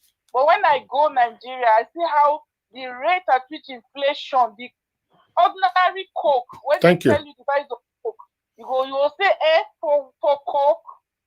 Thank you, and I told my mom, I said, I understand why you're asking for money. I don't see her. Anyway, thank you, Mr. Niger Watch. Thank you. I'm sure that people are going to wake up soon. In fact, the rate at which they hit, very soon I'm expecting something to happen. Thank you, man. Thank you very much. Thank you. God bless you. It's good to hear from you, and welcome back home. Thank you. Yeah, thank you so much, sir. Thank you. All right. As you all can see right there on the screen, Super Eagles will win AFCON trophy for Tinubu NFF. You know, they say because of this, that they make Nigerians come, they do fasting and prayer, say they're not going to ever win now. So Twitter does start to share different things now. But meanwhile, I would like us to quickly talk on this article here. Let's leave football for now. Let's talk on this article here. That is Tinubu talking to, let's read this quickly. Tinubu begged Nigerian army to shun coup d'etat plots. You know, so let's take this. President Bola Tinubu on Saturday urged the Nigerian army to shun actions that could truncate Nigerians' democracy. The president made this plea at the Diamond Jubilee of the Nigerian Defense Academic NDA in Kaduna on Saturday, according to his spokesperson, Ajuri Ngele. I urge you to continue to play your constitutional role of safeguarding the territory, integrity of Nigeria, our fatherland, said Mr. Tinubu. Mr. Tinubu added that the army must shun any acts that are inimical to the well-being of our nation and act which can destroy the gains of democracy which we have enjoyed in the last 20 years. So now on social media, everybody is talking on this particular statement there. You know, that does it mean Tinubu is scared that the army, they are planning something? Why bring this up again? I remember that, you know, he mentioned similar thing like this during the time of the election, you know, the campaign and all that. But again, now you're already the president, you know, you've ringed yourself into that office. Why are you bringing this issue again? So people are talking, Nigerians are talking right there and all that. So let's talk about this. Let me start with Mr. Moses. Mr. Moses, please, what is your take on this statement from Mr. Tinubu? You have 6 minutes, sir, so that I can pass around. Thank you, sir. Go ahead. Yeah, thank you very much for the opportunity given to me to express my view again or opinion. I really appreciate, and this is my first time. I think it's a stepping stone for me, and I really appreciate what you are doing. It's just that I've not the opportunity to contribute one thing or the other since I started watching you. But I think you have given me the go ahead now, and it's going to be a continued process. To talk about Nigeria, personally, I know from the day one that Tinubu has nothing to offer to Nigeria. And from the beginning of the campaign and up to now, he bought his way, and he forced himself on Nigeria. And what do you expect? And the other time, he paid a very substantial, huge amount to the army chief, service chief, or just to buy their conscience. And from what is happening in Nigeria today, and everybody is lamenting bitterly because the way things are going higher, and within him, he's not even comfortable. So that is why he's using it direct to at least soften the mind of the military and all these people he feel that he can turn his government aside.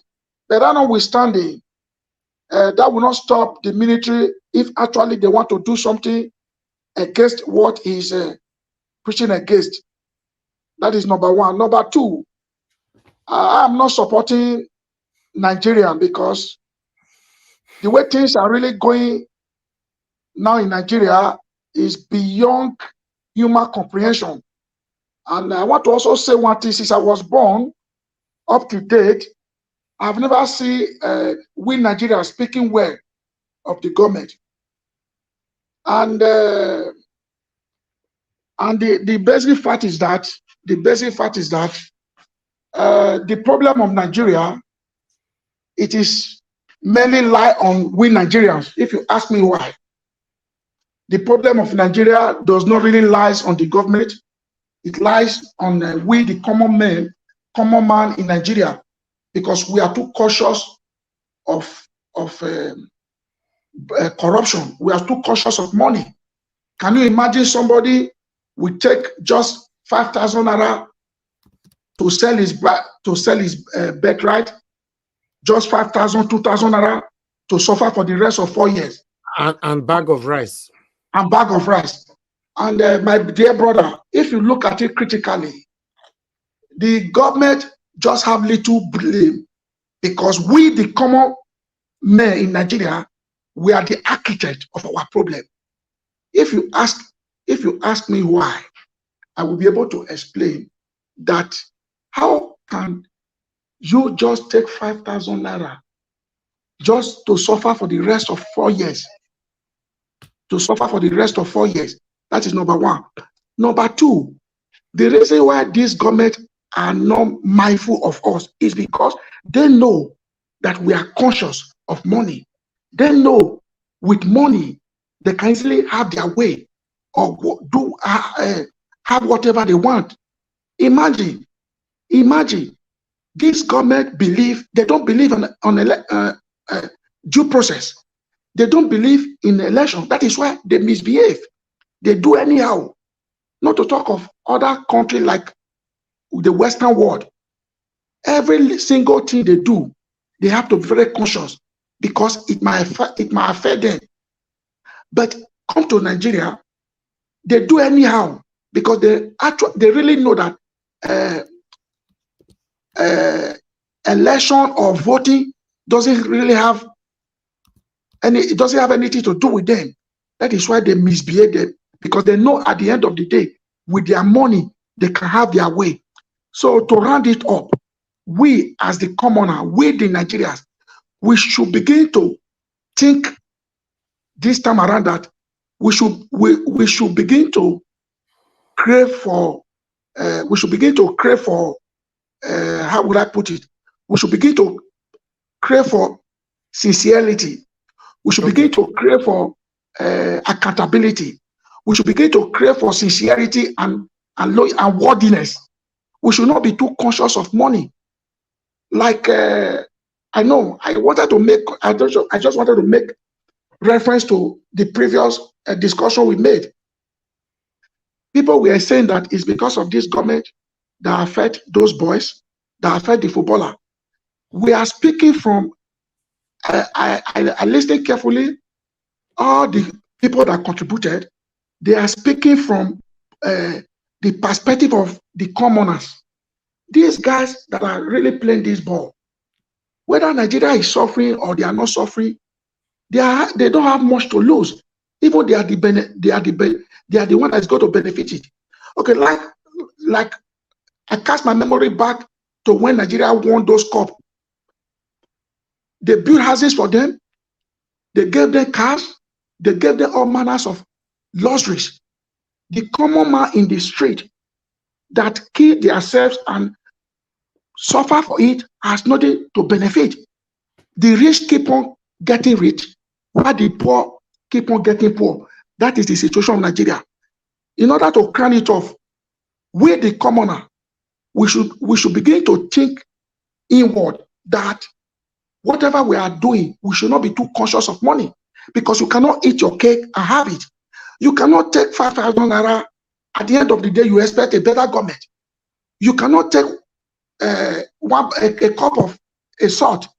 At the end of the day, you don't expect these people to get their money back to where they some of them borrow money to campaign. Okay. Some of them borrow money to give you 5,000 bag of salt, bag of rice.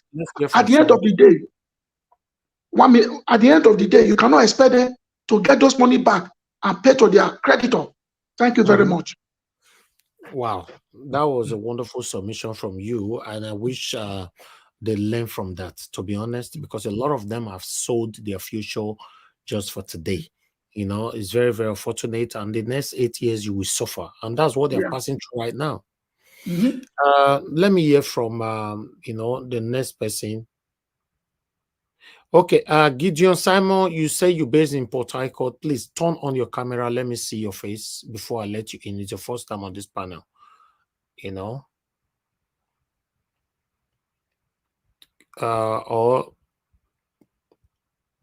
Okay, Gideon, I can see you already. Okay, thank you. Okay, go ahead. Talk to us, Gideon. Thank you very much. Unmute yourself. You muted yourself. Unmute yourself. Hello, Gideon? Yeah, good morning. Yeah, thank you very much for joining us all the way from Port Harcourt. It's your first time joining this panel, right? Yeah, my first time, but I've been following you all for a long time. Oh, wonderful. Wonderful. Thank you. Please talk to us. What is your take? Because we started with the football. Now we are talking about the current situation of Nigeria. So what is your take about the football? My current this here is that here in Nigeria we are facing the heat. Let me just say we are facing the heat here. So for Tinubu telling the army they should come out from that, you see, maybe his mind is telling him they are plotting a coup. If it's something that what his mind is telling him is what they are doing, I believe that is a very good step because some other African countries are taking that bold step from this political era, people that are not doing well. So us now being in this government, if they are not doing well, if it's something that he's saying, because I believe that he himself know that he's not doing well, that is the reason why he's thinking that way, and that is the reason why he brought this as a fresh topic. So if they listen, the military start trying to do that, for me, I would say is a plus to them because I believe that that is going to be the best, and that is going to be the best that is going to sort out this insecurity in Nigeria, the hardship, the increasement of fuel, the increasement of the reason they this is how would I put it, the breakdown of Nigerian currency not having a value again.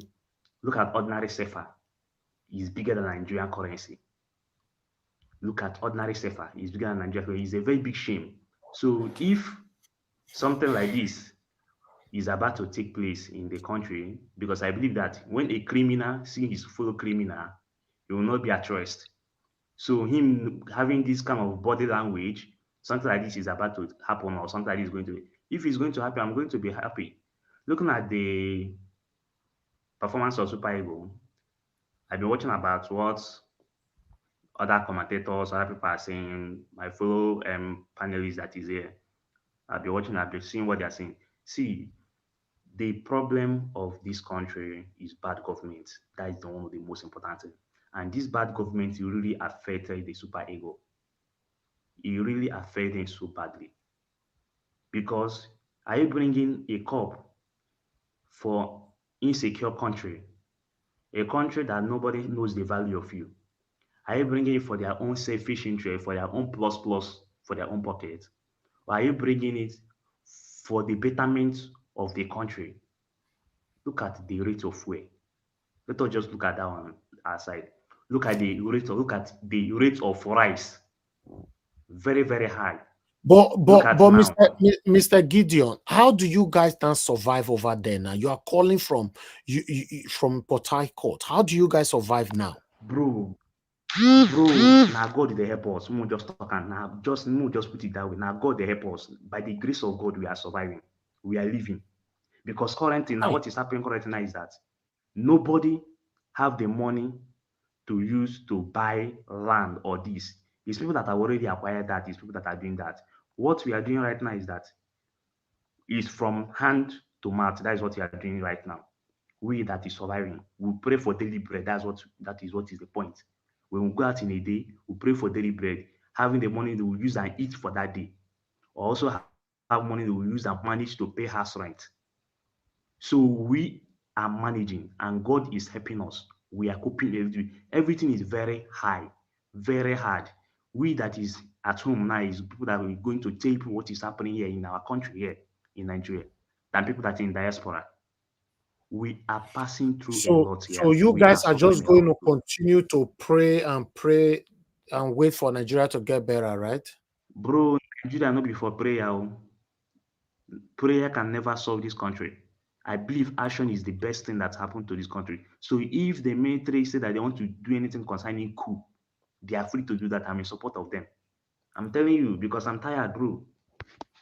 Let his mind keep on telling him that. Let his mind keep on telling him that something is about to happen because he knows he's a thief.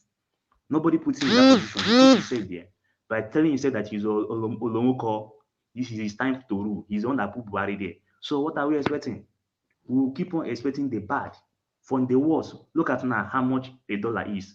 1,000 something. Let me just say a dollar is 600 now plus now going up. What is 1,600 now going up? A dollar. Ordinary safer.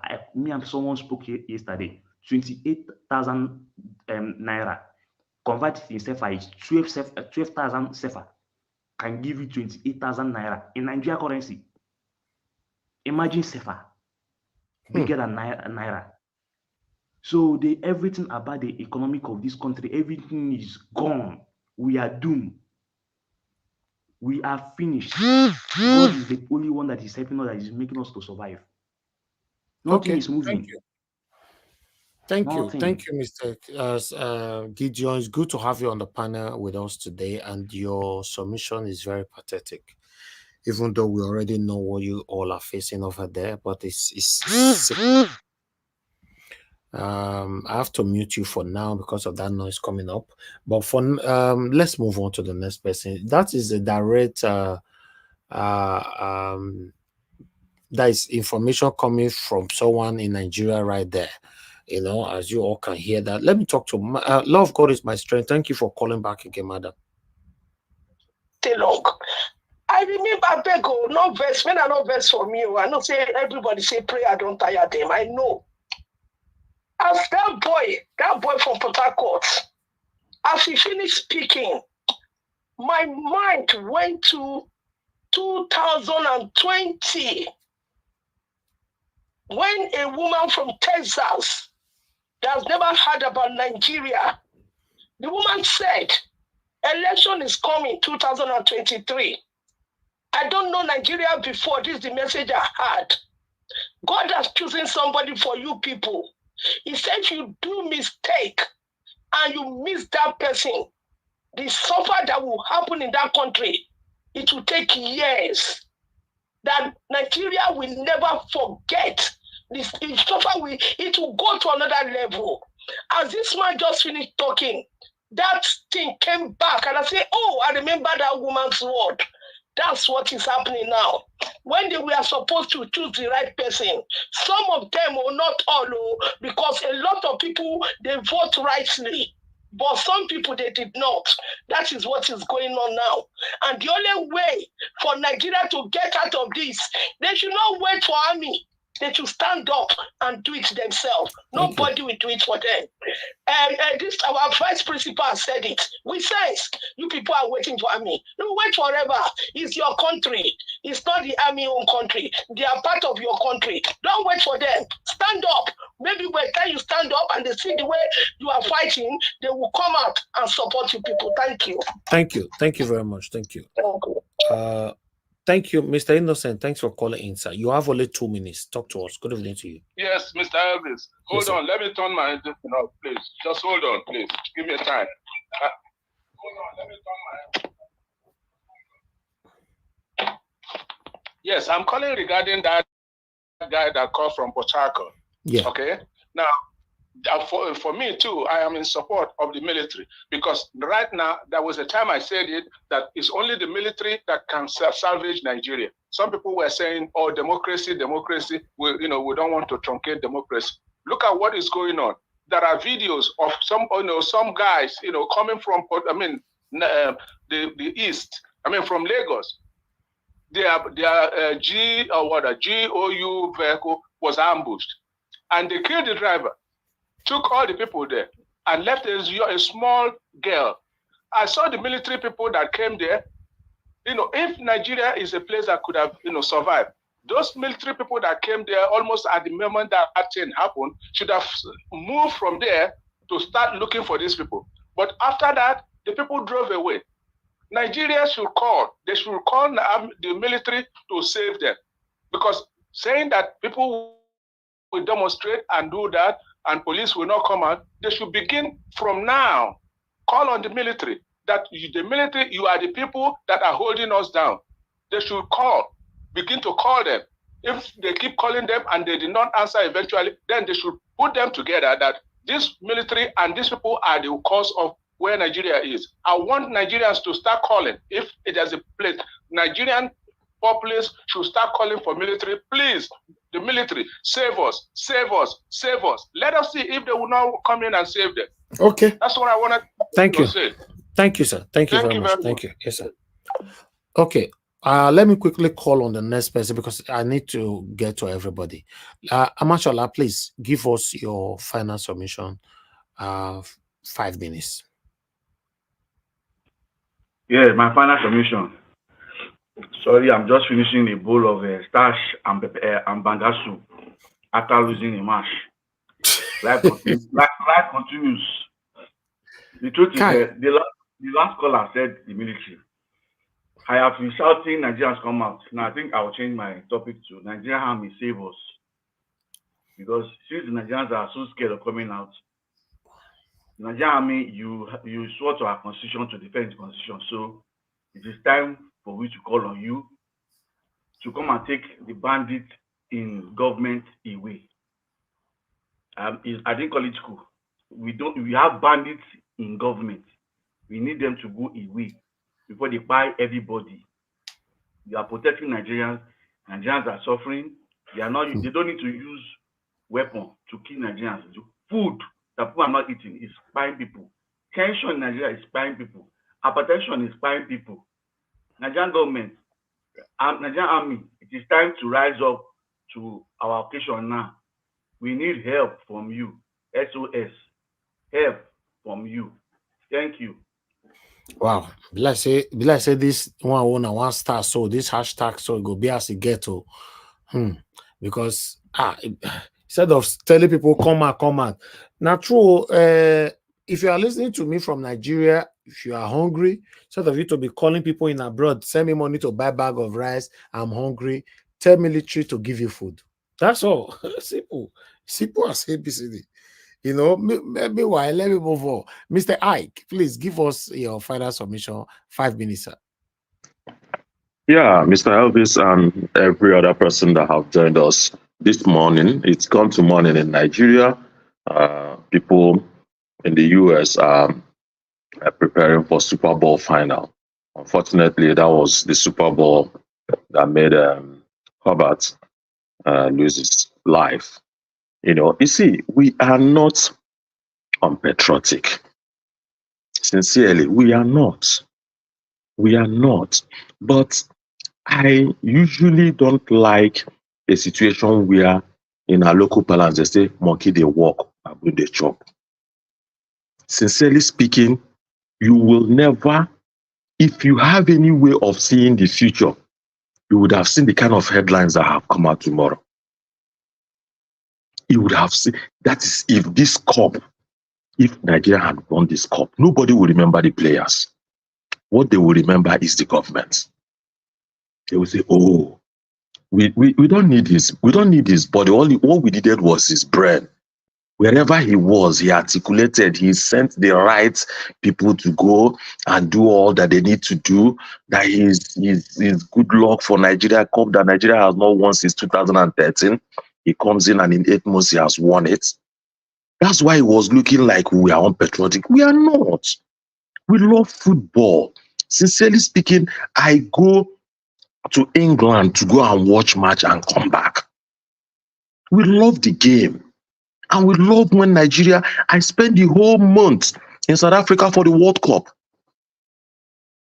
We know what we did for our team, in as much as Nigeria didn't get so far.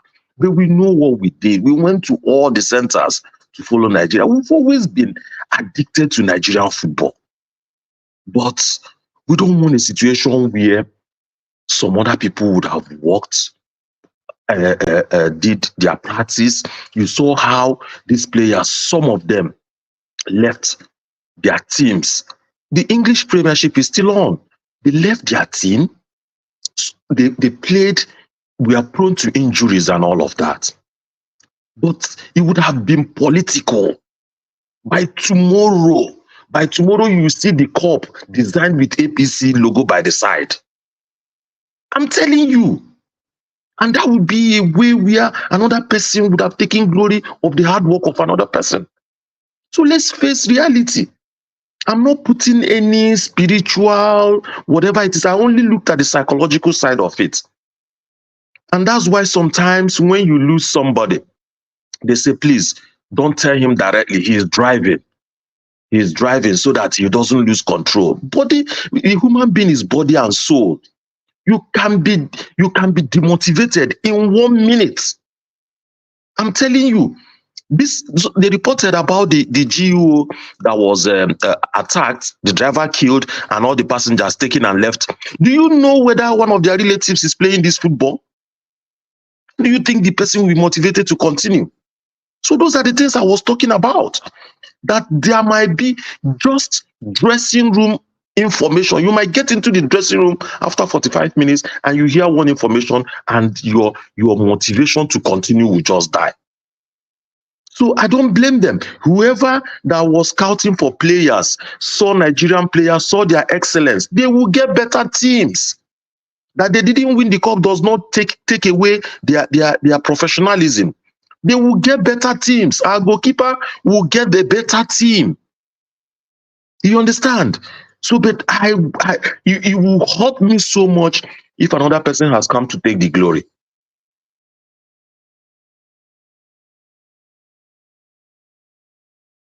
From this competition that have taken them one more. See where I will prepare for another time. Maybe when we have a better government that appreciate the people, everything will start correcting. Let me tell you, when elections and leadership is right, everything follows. It's like a chain reaction. But when leadership is wrong, everything goes bad too. Thank you. Thank you very much, sir. Thank you very much. Let me take this call quickly. Hello, yeah, good evening to you. Your name and where you calling us from? Good morning. Good morning, sir. Yeah, this is Prince George. I'm calling from United Kingdom. Thank you. Talk to us. I want. I want to make a contribution to your program. Go ahead, sir. Yeah. I had someone or some people calling on the Nigerian army to come and rescue them. They've forgotten that it's Nigerian army that wrote to 1999 Constitution, Abu Salam, that tied everybody, every Nigerian, that put everybody in bondage. They've forgotten that it's Nigerian army that went to Lekki Toll Gate and killed Nigerian youths. They've forgotten that it's Nigerian army that is recruiting terrorists into the army in the name of repentant Boko Haram. You see? So it's very unfortunate that people are calling Nigerian army to come and rescue them. Nigerian army has been hijacked by the Fulani herdsmen terrorists by Buhari government. It's quite unfortunate. But the painful thing about it is that when Tinubu came in, they didn't call the army. They didn't call them out to overhaul the army and separate the wheat from the chaff. Because as it is today, Nigerian army, Nigerian police, where all the armed forces, where they hid all these terrorists, they are still there, and they don't know the person you are standing on the road talking to. If it's a Boko Haram member or Nigerian force you are talking to. You see? And these are the people that are all over the country. They dispatch them to several places. Okay. Thank you. See why that Juma said that they are colluding. They are colluding with the one in the forest. Thank you. We should remember all these things when we are trying to look for help. The thing now is that Nigeria, everybody should stand up and fight for their own freedom. Okay. Nigeria is under bondage. Thank you. Biafra go, Oduduwa go, Arewa go, then Fulani, they go with their Ruga and their grazing routes. That is the only thing that can solve the problem for Nigeria. Thank you very much. Thank you, sir. God bless Thank you. Lord. Yes, sir. Mr. Innocent, you have 30 seconds. Please, 30 seconds. Sorry that I'm calling back in. The reason I'm calling back in is this last guy that says, Nigerian army, it did this, they killed that, they do that. You understand? Now, let this guy say what will be the answer to what is going on in Nigeria. We come here now with everybody. I know this platform is, people bring their opinion, But sometimes, opinion should begin to narrow down, especially now. Now, opinions should begin to narrow down. It's not now everybody giving general opinion on each person. Now, this platform is a platform that these people are listening, they are hearing. If there's no other place to, say what people, will come together to do, I think it's on this platform because they are hearing. It's not that, they say, when you say, army, please come and help us. Come and help us. We need you. We need you. That's just, it's an easy call. It's not a call that they can use to ban, any platform. when we begin to say we need the army because something's happened, eventually, Okay, sir. Thank you. I mean, this is what I'm saying because people keep calling in and saying different things. Now we should be narrowing down to what can save Nigeria. And we're not trying to save democracy and kill Nigeria. If we're going to, the military should come in. Then after the military, there's another democratic chance for people to come in and do what they need to do. Thank you very much. Sir, please go to bed, though. Don't call again. You're not late. Thank you. Okay, let me come to the panel. I'll go to Mr. Jonathan. Mr. Jonathan, please, final submission, 5 minutes. Thank you, Mr. Elvis. Thanks to everyone there. It's been a day. Mr. Elvis, pass me. Okay. Take it over, Madam. Look. Thank you. I have. Okay, I bet not first. Madam, look, go ahead. 5 minutes. Thank you. Thank you. Once again, congratulations, my beloved Eagles. You did your best, and it's good enough for me. It is what it is, and we're going to move on. And I am happy with whatever I've heard, that it didn't come to us, so we can focus on the problems that are bothering us right now, so that somebody will not have his name. And I don't know if somebody saw the drones that they were parading and they had Tinubu's face on it. Did anybody see the drones that were rolled out and they had Tinubu's face on the drones? That was so sickening. And then if the cop comes in, he probably will have his face on it and keep it in his Dodan barracks. So everything worked out for the good. Now, coming to this military thing, I think it's a darn good idea. But the only problem, like all the callers have indicated, is that the military has been infiltrated by Boko Haram. Now, if the military takes over, I want it to be young, dashing military boys, not these old relics, illiterates from the jungle of Sambisa forest. Absolutely not. Not the ones you see on the roadside. No. Young group of military people, educated, and at least like their counterparts in Mali, Burkina Faso, and Niger. Those are the kind of military men I want to see, not Abdul Salam with Agbada. And I don't want to see those people. At this rate, we have 1 year. The Nigerians haven't taken to the streets. I am for the military taking over. In whatever capacity, I don't even care at this point. In whatever capacity, I don't really care. Because we have had civilian rules for how many years? It has been a total failure.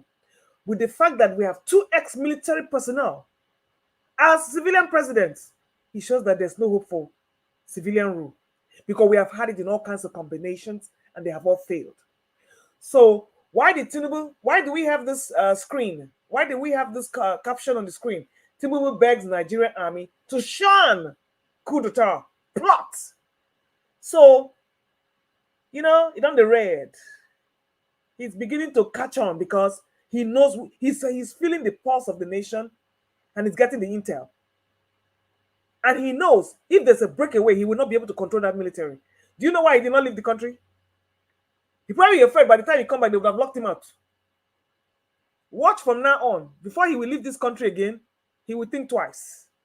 Because uneasy lies the head that wears the stolen crown. So right now, we will watch and see what's going to happen, because he has come out and told us plainly he has absolutely nothing to offer. So my young military guys, whatever you are doing, join your mates in the Sahel. Take over. We will support you. I will support you. Thank you.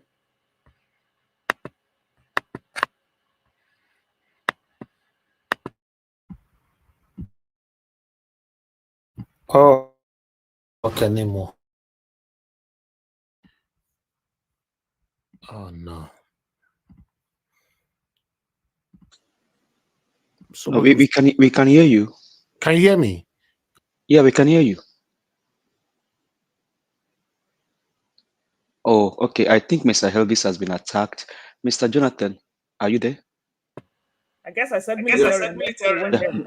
Yeah, Go ahead, Mr. Jonathan. Yeah, I'm here. Yeah. But Mr. As Jonathan, I I was. think I have one advice for you, sir. Yeah. This echo coming. I don't know if you're playing from computer. Maybe you Okay. I'm mute not the playing Okay, from Mr. YouTube. Jonathan, go ahead. Yeah. Go ahead. Yeah. 5 Okay. minutes. All right. I think am I okay now? You hearing me clearly? Yeah, you're good now. Okay. All right. Thank you. Yeah. I was. Yeah. As I started earlier, it was a. It's been a wonderful day. With respect to Mr. Tinubu talking about, the military not, coming in to take over the government or giving them advice or whatever, admonition or whatever he wants to call it. Again, it shows the character that they can choose to be sensitive and to be insensitive deliberately. In this case now, he is sensitive to the likelihood of the military taking over the government. He's sensitive to it deliberately. And indeliberately also, they will become insensitive to the plight and the situation of Nigerians. The key critical situations is a deliberate thing. It's not that they don't know, it's not that they are not aware. This is a testament to that fact because they are sensitive to this one because they know how it's going to eat them. And the idea that the problem or problems of Nigeria is entirely the problems of Nigeria, I don't know where that is coming from. In 2024, after almost 24, going 25 years of civilian government, of democracy, whatever they want to call it, and somebody saying, or anyone at all in Nigeria saying it is entirely the problem of Nigerians, well, I have a problem with that. Yes, Nigerians have their own share. I stated it earlier today. I talked about Nigeria and Nigerians being a country, Nigerians living a falsified life. And Nigeria as a country being an abnormal country. It is an abnormal country. And when you talk of Nigerians living a falsified life, then you put it squarely on the part of Nigerians. But when it comes to the real governance, okay, is government not siphoning money? I mean, when I say government now, I'm talking about those that are in charge. Are they not siphoning Nigerian money? In other words, to put it plain and simple, are they not stealing Nigerian money? Is the government now, those that are in charge, are they not padding the budget of Nigeria? Padding the budget. Is the government of Nigeria not weaponizing poverty? Is the government of Nigeria not responsible for insecurity? Let anybody come out and debate this. It's open. All these things are there. These are squarely on the foot of the Nigerian government. They are responsible for it. Yes, the people have their own role, as I stated earlier, but it is squarely, mainly, the Nigerian government that is responsible for the state of Nigeria today. Weaponizing poverty. Yes. That's why somebody who is earning 30,000 naira can be living, still living. Is a dead man walking. 30,000 naira, and you are still living. They still go to bar. They still go to beer parlor. So you think that it is 30,000 naira that is sustaining that lifestyle? Of course not. Hell no. They are padding it somewhere the way their government is padding it too. Through bribes, making it impossible for things to work. Go to Nigeria today and say, okay, you want to play your role, you want to support Nigeria, you want to be a good Nigerian, you want to be exporting. You don't want to import. You want to be exporting. You will see the frustration they will give you in Nigeria. Let them be hearing this.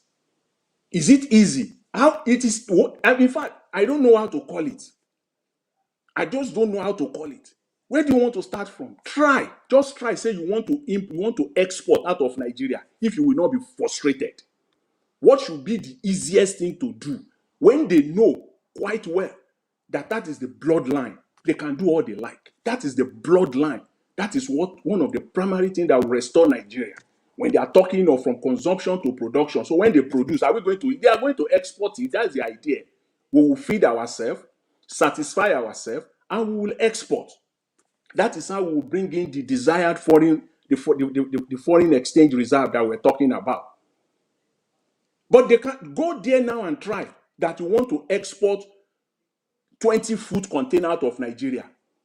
I'm waiting for somebody to come so that we can share notes and compare notes. Maybe somebody is hearing me. Maybe somebody is listening right now. Please come out and tell us how easy it is to export out of Nigeria. You can see their problem. Export should be the easiest thing, as easy as buying pure water on the street. That's how export should be. And they will be running their mouth talking about export all over the place. They are not ready. They are not ready. All they focus on is to steal. They are the problems of Nigeria. It is the politician, it is those that are in charge. They are mainly the problems of Nigeria.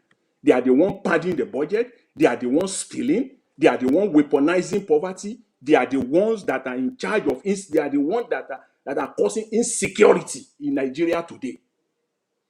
Yes, you may say it's debatable. Let's debate it. They are in charge of all these problems. And that is where we are in Nigeria today. Mr. Tinubu said he's going to employ technocrats. He's going to bring people to work for him. Then look at the people around him now. His best, is the very best of Mr. Tinubu are the likes of Festus Keyamo. The very best of Mr. Tinubu are the likes of Beta Edu. The very best of Mr. Tinubu are Bagudu.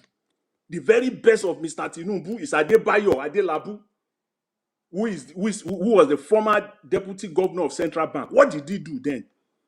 He's now in charge of electricity, power in Nigeria. Do you think someone the likes of Okojo Iweala, the likes of Obiageli, Ezekwesili will come out? We have them all over the world. Do you think they will come out now and say they want to come and rob mines and say they want? They are there. It cannot attract them. They cannot come. So his best is Festus Keyamo. These are the likes now. These are his best that he can bring out to Nigeria or to Nigerians. This is what we have. Mediocrity at its very best. It cannot attract people. There is nobody on planet Earth who has anything to save, who wants to save his life, who wants to save his career, wants to protect his family, and has anything to offer to Nigeria that will come out now and do it. Other than the likes of Festus Keyamo and their likes, all of them. Those are the people that he will see to work with him. That's why he said emphatically that there is nothing I can do. There's nothing I can do. So it has to be the politicians like himself. He has to surround himself with all these people. So that is where we are in Nigeria today, unfortunately, and that's our situation. Mr. Elvis, thank you very much. I appreciate it, and I give thanks to everyone. Thanks. Thank you very much. That was a wonderful submission. Trust me. I wish we have enough time. I'd have given it to you. Thank you, sir. Mr. CBD, please give us your final submission, 5 minutes. Then I come to give us a mandate. Okay, you are not there. Give us a mandate, please. Give us your final submission, sir. Thank you very much. Thank you very much for the time. I'm not sure if you saw what I have in the private chat, but maybe we can do that. Yes, I saw both of them. The first one is too gory. I can't show it. The second one, na hunger, and I push the put. We'll showcase that tomorrow.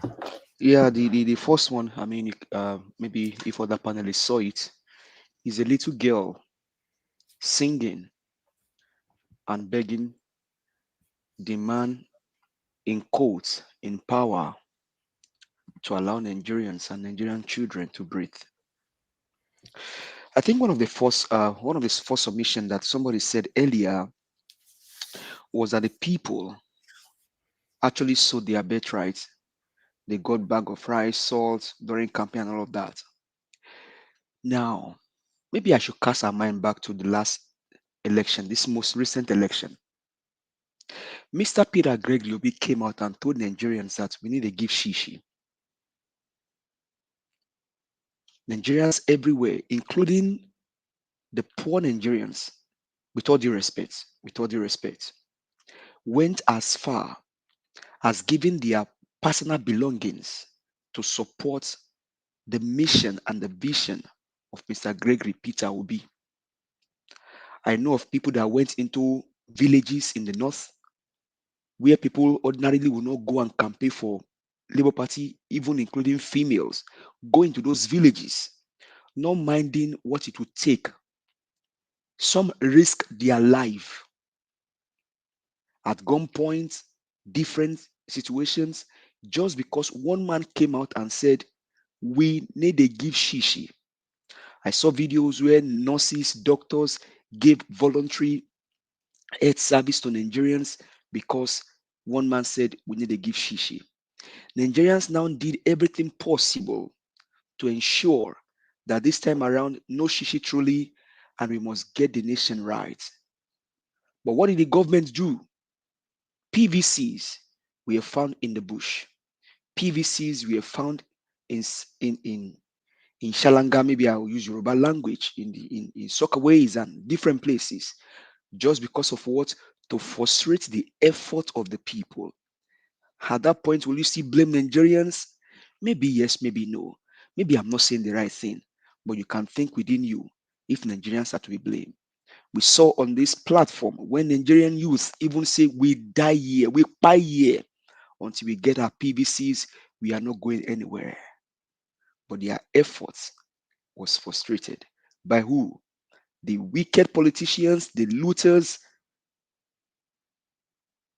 and the ones that knows where the kidnappers are, but that will not go after them, but to put the blames on Nigerians. If there's anything that Nigerians didn't do during this past election, I don't know. I don't know if there's anything that Nigerians didn't do during the past election. But what happened? Efforts and everything thrown away. Now, to now tell you that these guys, they've lost their priority. Do you know how many Nigerian officials went to the AFCON? I don't know. I don't know a man that their house will be gutted by fire. And they left their house and they are now going to dance in a party. Your house is on fire. It's on fire. You left your house, and the next place you find Nigerians, they are leaders that should be projecting or providing solution to the situation of the nation. They were in AFCON. Now, how does this whole thing now tie to what we're saying today? The issue of good governance relies solely on the people that went on the street to campaign to the people that if we get there, this and this and this and this and this we will do. And if you are not able to do it, the best you can do is to leave that office and allow the people with brain to do the job. It is evident to Nigerians now that this current government thought in their mind that the issue of governance can be done through propaganda. I've not seen anywhere in the nations of the world where government runs on propaganda. No. Now, Nigerians need the government and governance can be felt. You can feel it.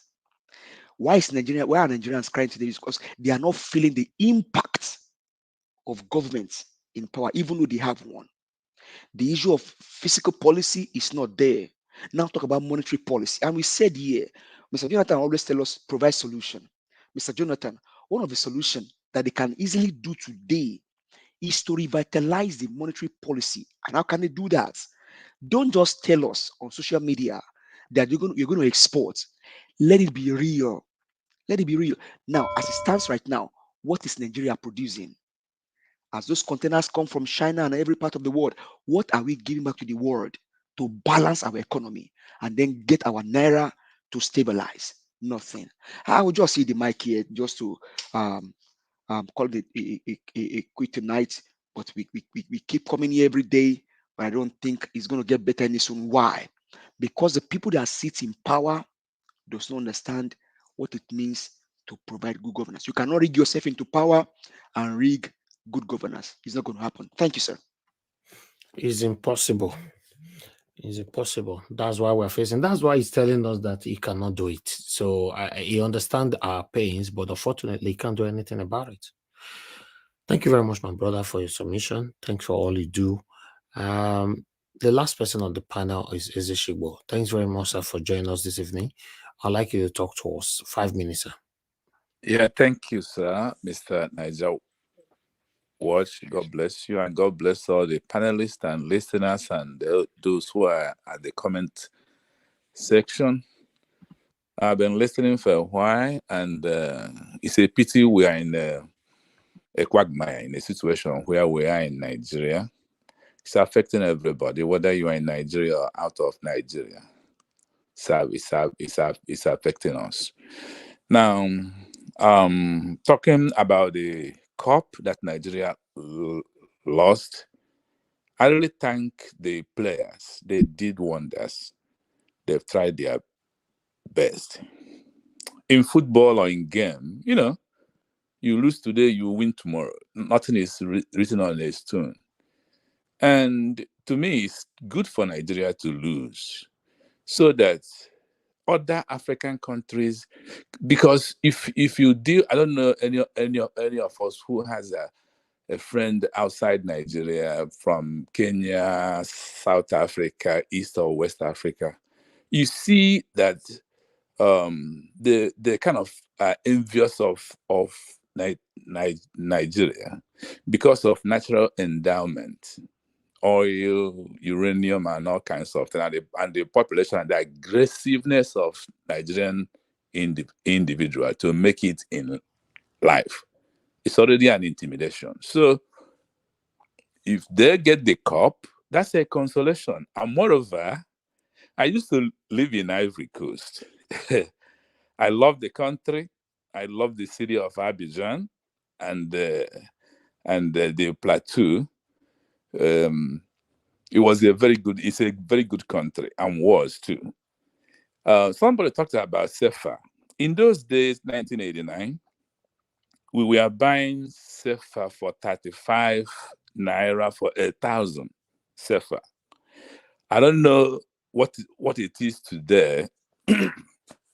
That I think when I checked online about 2 weeks ago, Nigerian currency is the worst, among the worst. I think it's among the worst or the worst in Africa. I mean, in our sub region, if not in the whole Africa. Now, because we don't have anything to export, somebody was talking about the export. I had tried to ship things, not really to export, some personal items from Nigeria to here, and it was a hell of a tax. It was very difficult, and the customs and the produce departments made things very difficult. That, in fact, some nameless individuals there too made things very difficult. So it's difficult to export from home.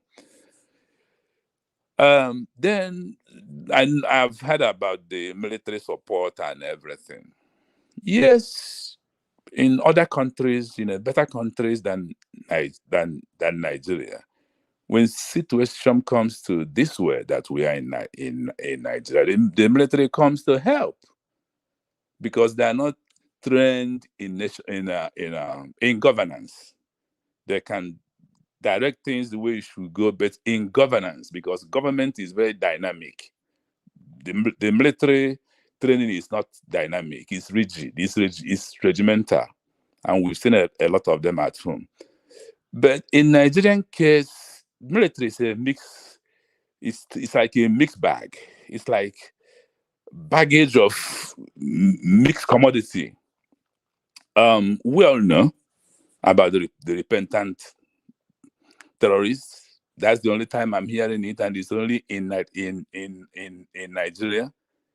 If they were putting them in the military and all the security agencies, repentant terrorists.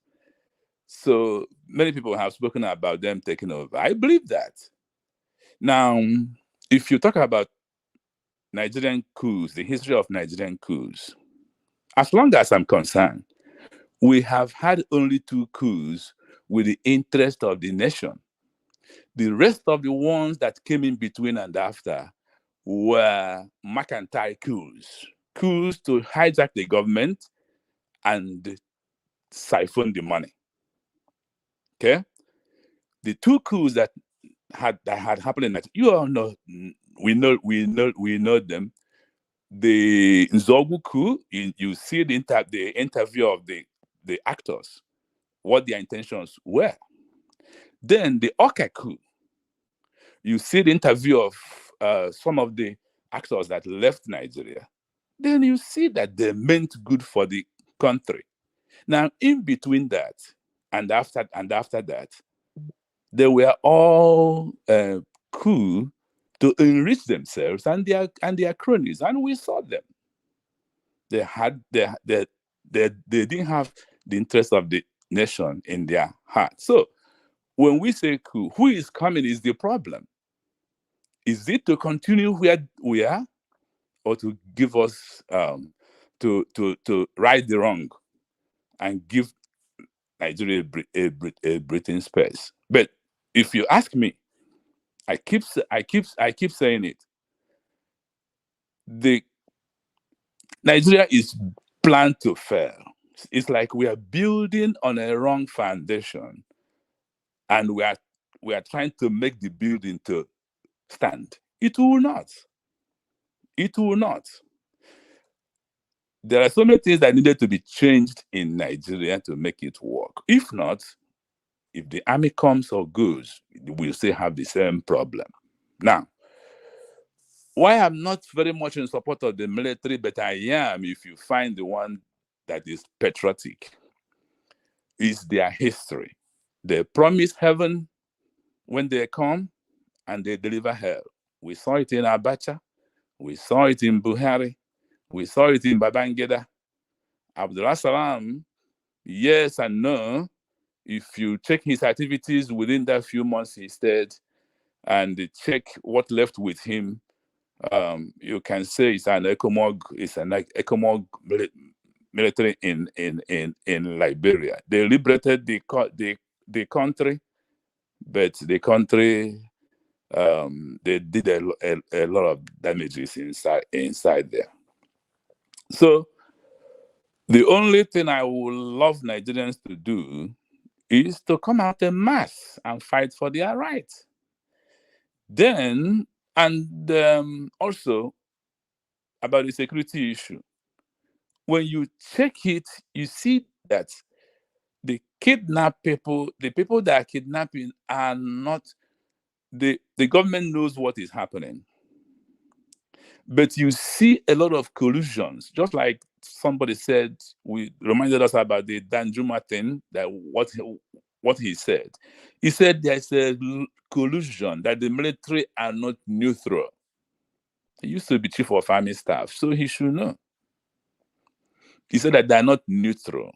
And when you come to that they're not neutral, that's why there's an invasion in the country and everybody's looking the other way. Because you cannot tell me that somebody will march from the Sahel down to Onitsha and kidnap somebody and begin to demand ransom. That's I can't believe it. So it requires yes. Round up, sir. Okay, sir. Let me stop here. Thank you. Thank you very much for your time with us, Ezeshigbo. Thanks for that wonderful submission. Thank you. Yeah, in terms of the military or non-military, to be honest, I just want Nigeria to be better, and anyhow it can be, let it happen. But the way it is right now is unacceptable. It's unacceptable. I appreciate every one of you that joined us today. This is the second broadcast for today. It's not easy to do this. Yes, sometimes we do this, when there's a cost to do this. But let's continue from where we stop tomorrow. I appreciate every one of you. We've come to the end of this broadcast. I want to appreciate every one of you that came in today. Mashallah, thank you very much. Mr. Jonathan, Madam Luke, guys, CBD, give us a mandate. Okay, Ezeshigbo, thank you very much. Those of you that came in that already left, God bless you all. I appreciate every one of you. Those of you that call into the show as well, thank you very much. I appreciate you all. And God bless you now. And those of you that joined us, that they keeping the comment section very, very busy. I appreciate every one of you. Mother of all Mommy Diaspora, thank you very much, Mommy, for all you do. Ejidima, thank you very much for your support earlier on. I appreciate you. Appreciate every one of you right there. Thank you, Oga Chris. Thank you, KDS. Thank you, Tony Africa, Abu Azi, Don Dara, Dan Dara. Thank you, Mother Luke, Amaka E. God bless you, my people. I appreciate you all. Keriba, Mercy Foster. Thank you, my wonderful people. Then Jojo is right there with us as well. Anthony, Godwin, thank you very much. I appreciate every one of you. Thanks for your time with us. Please join us every day. We are here 6 p.m. Nigerian time. We're talking about the things that's affecting you and I. You know, we are pouring our plight out, calling out the government to do the right thing. You know, in case you're not aware, we are demonstrating our constitutional right to call out the government to do the right thing. It's only in Nigeria you see government think that you, as the citizen, that's supposed to be serving them. But normally, in another country, government serve the people. But in Nigeria, the people serve the government. This is what we're talking about. This is what we're trying to stop. Unfortunately, Tinubu is the president right now, president of the Federal Republic of Nigeria, and he said he understands what you all are facing, what is happening in the country, but unfortunately, he cannot do anything. You know, so he understands your pain. You know, you understand your pain. And Tinubu did not promise you that he's coming to change Nigeria. He only said, it is my turn.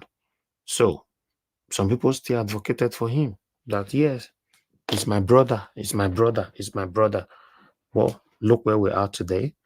If you think you were supporting Tinubu to pepper me, I'm talking to you from United Kingdom. United Kingdom, I don't have problem of insecurity here.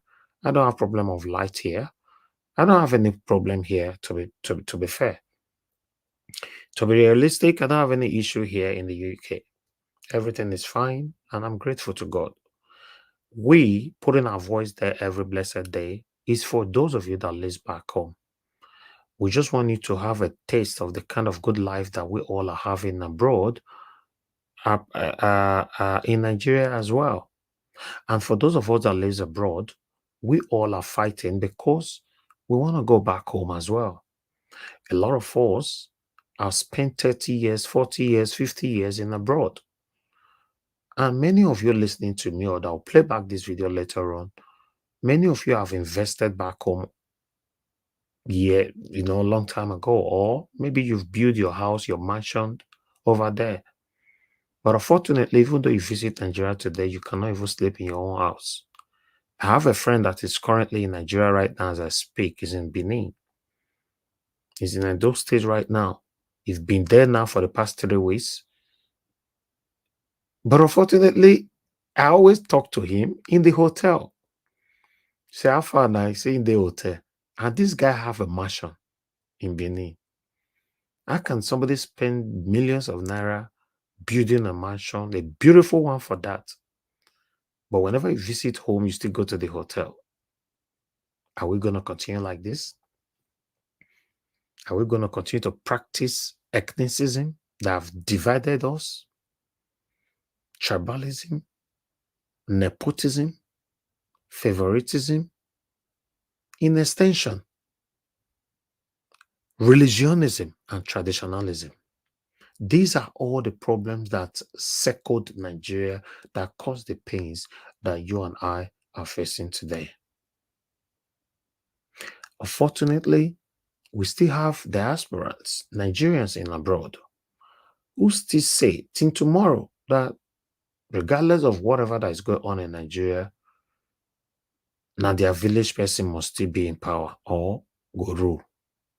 My question to you, do you have a heart? Do you have human feelings? Are you even aware of the people that is losing their lives every day? Are you aware of the consequences when you choose a bad government? Are you aware the people that is in the hands of the kidnappers as we speak right now? Are you also aware that whenever kidnappers kidnap women, before they release them, if they are lucky to be released, are you aware what they do to them every day? They take turns on them. These are things we can't discuss here that we know. Turns. Are you also aware that a married woman with children, kidnapper will kidnap them, maybe by their husband, and they'll be taking turns on a married woman in the bush? And you are supporting your village person. Do you have a heart? I'm only asking. If you, it's question I'm asking here. Or you still choose to say, you know, consign me. After all, like some people normally say to me in other platforms, say, yeah, Buhari was there. He did the same thing. So why are you people blaming Tinubu? So if Buhari was there, he did the same thing. Why are you, how do I put this on? Are you not justifying it? Or are you not telling us that, okay, even though it's happening now, we should just take it because it has been happening before? What is the purpose of changing government? What is the purpose of changing government? Is it for backwardness or to uplift ourselves or the nation? It's very sad. The beautiful thing about it is that many of us live abroad. 95% of my panelists, God have blessed them. God bless every one of us. We live abroad. We don't have problem of anything. If you see us coming here every day, it's for the betterment of our country and the people out there. The unfortunate part of the whole thing that is happening right now in Nigeria is that some of the people, or more of the people that supported this satanic APC are the one, most of them are the one crying out now on social media that they are hungry. But we told you, like Mr. Moses said earlier on his submission, you decided to sow, you sold your future or your destiny for a bag of rice or for 5,000 naira. It's very unfortunate. We can't continue like this, my people. My aim and objective is for Nigeria to be better in my time. Yes. And I also have all the privileges by God's grace not to visit Nigeria throughout Tinubu's regime. I don't have to be there. I don't have to. And many of my panelists don't have to be there. Nobody wants to suffer. Nobody, the money will want a visit be the problem. Nobody wants to suffer. Or nobody wants to die. Right now in Nigeria, the only people that is protected are the political elites. The citizens, they are on their own. Nobody is protecting them. And you that is listening to me right now, you are still saying, you not consign me, you not consign me. Now my village person must rule. God is watching everybody. Yeah. God is watching everybody. It might not happen how you expect it to happen. But I believe so much in karma. It will happen. You cannot be causing or deriving pleasure from causing other people's pains. and expect not to get a payback, you will somehow, someday. It might come directly to you or to your children, to your wife, to your husband, to your immediate or extended family, to any of your relatives. It will happen. Because these people that you are rejoicing that they are facing pains because of your decision, your selfish and satanic decision today, they are also human beings. They are human beings. Many of them are losing their lives. Just check that little girl that stood with the God is good mottos. Her parents were kidnapped. She was left there alone just because of some of your decisions. Thank you very much, my people. Now, yeah, we'll draw the curtain. I'll see you guys again tomorrow, 6 p.m. by God's grace. And let's continue to talk about the things that's affecting you and I. Good night. God bless you all. No more bad government in Nigeria. Niger what? The only media that have been consistent speaking against the bad government and for the purpose for reformers. Niger what, yo?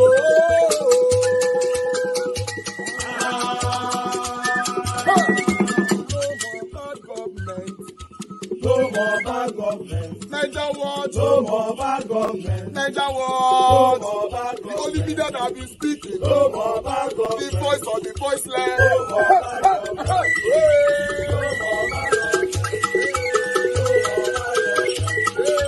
No more bad government.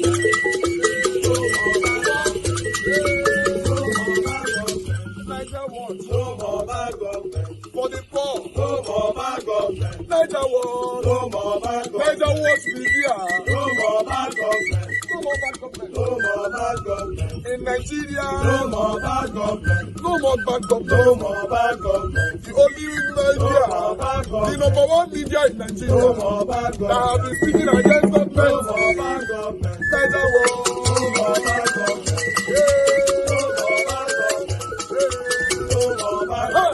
Niger what, yo? The voice of the voiceless. The voice of the voiceless.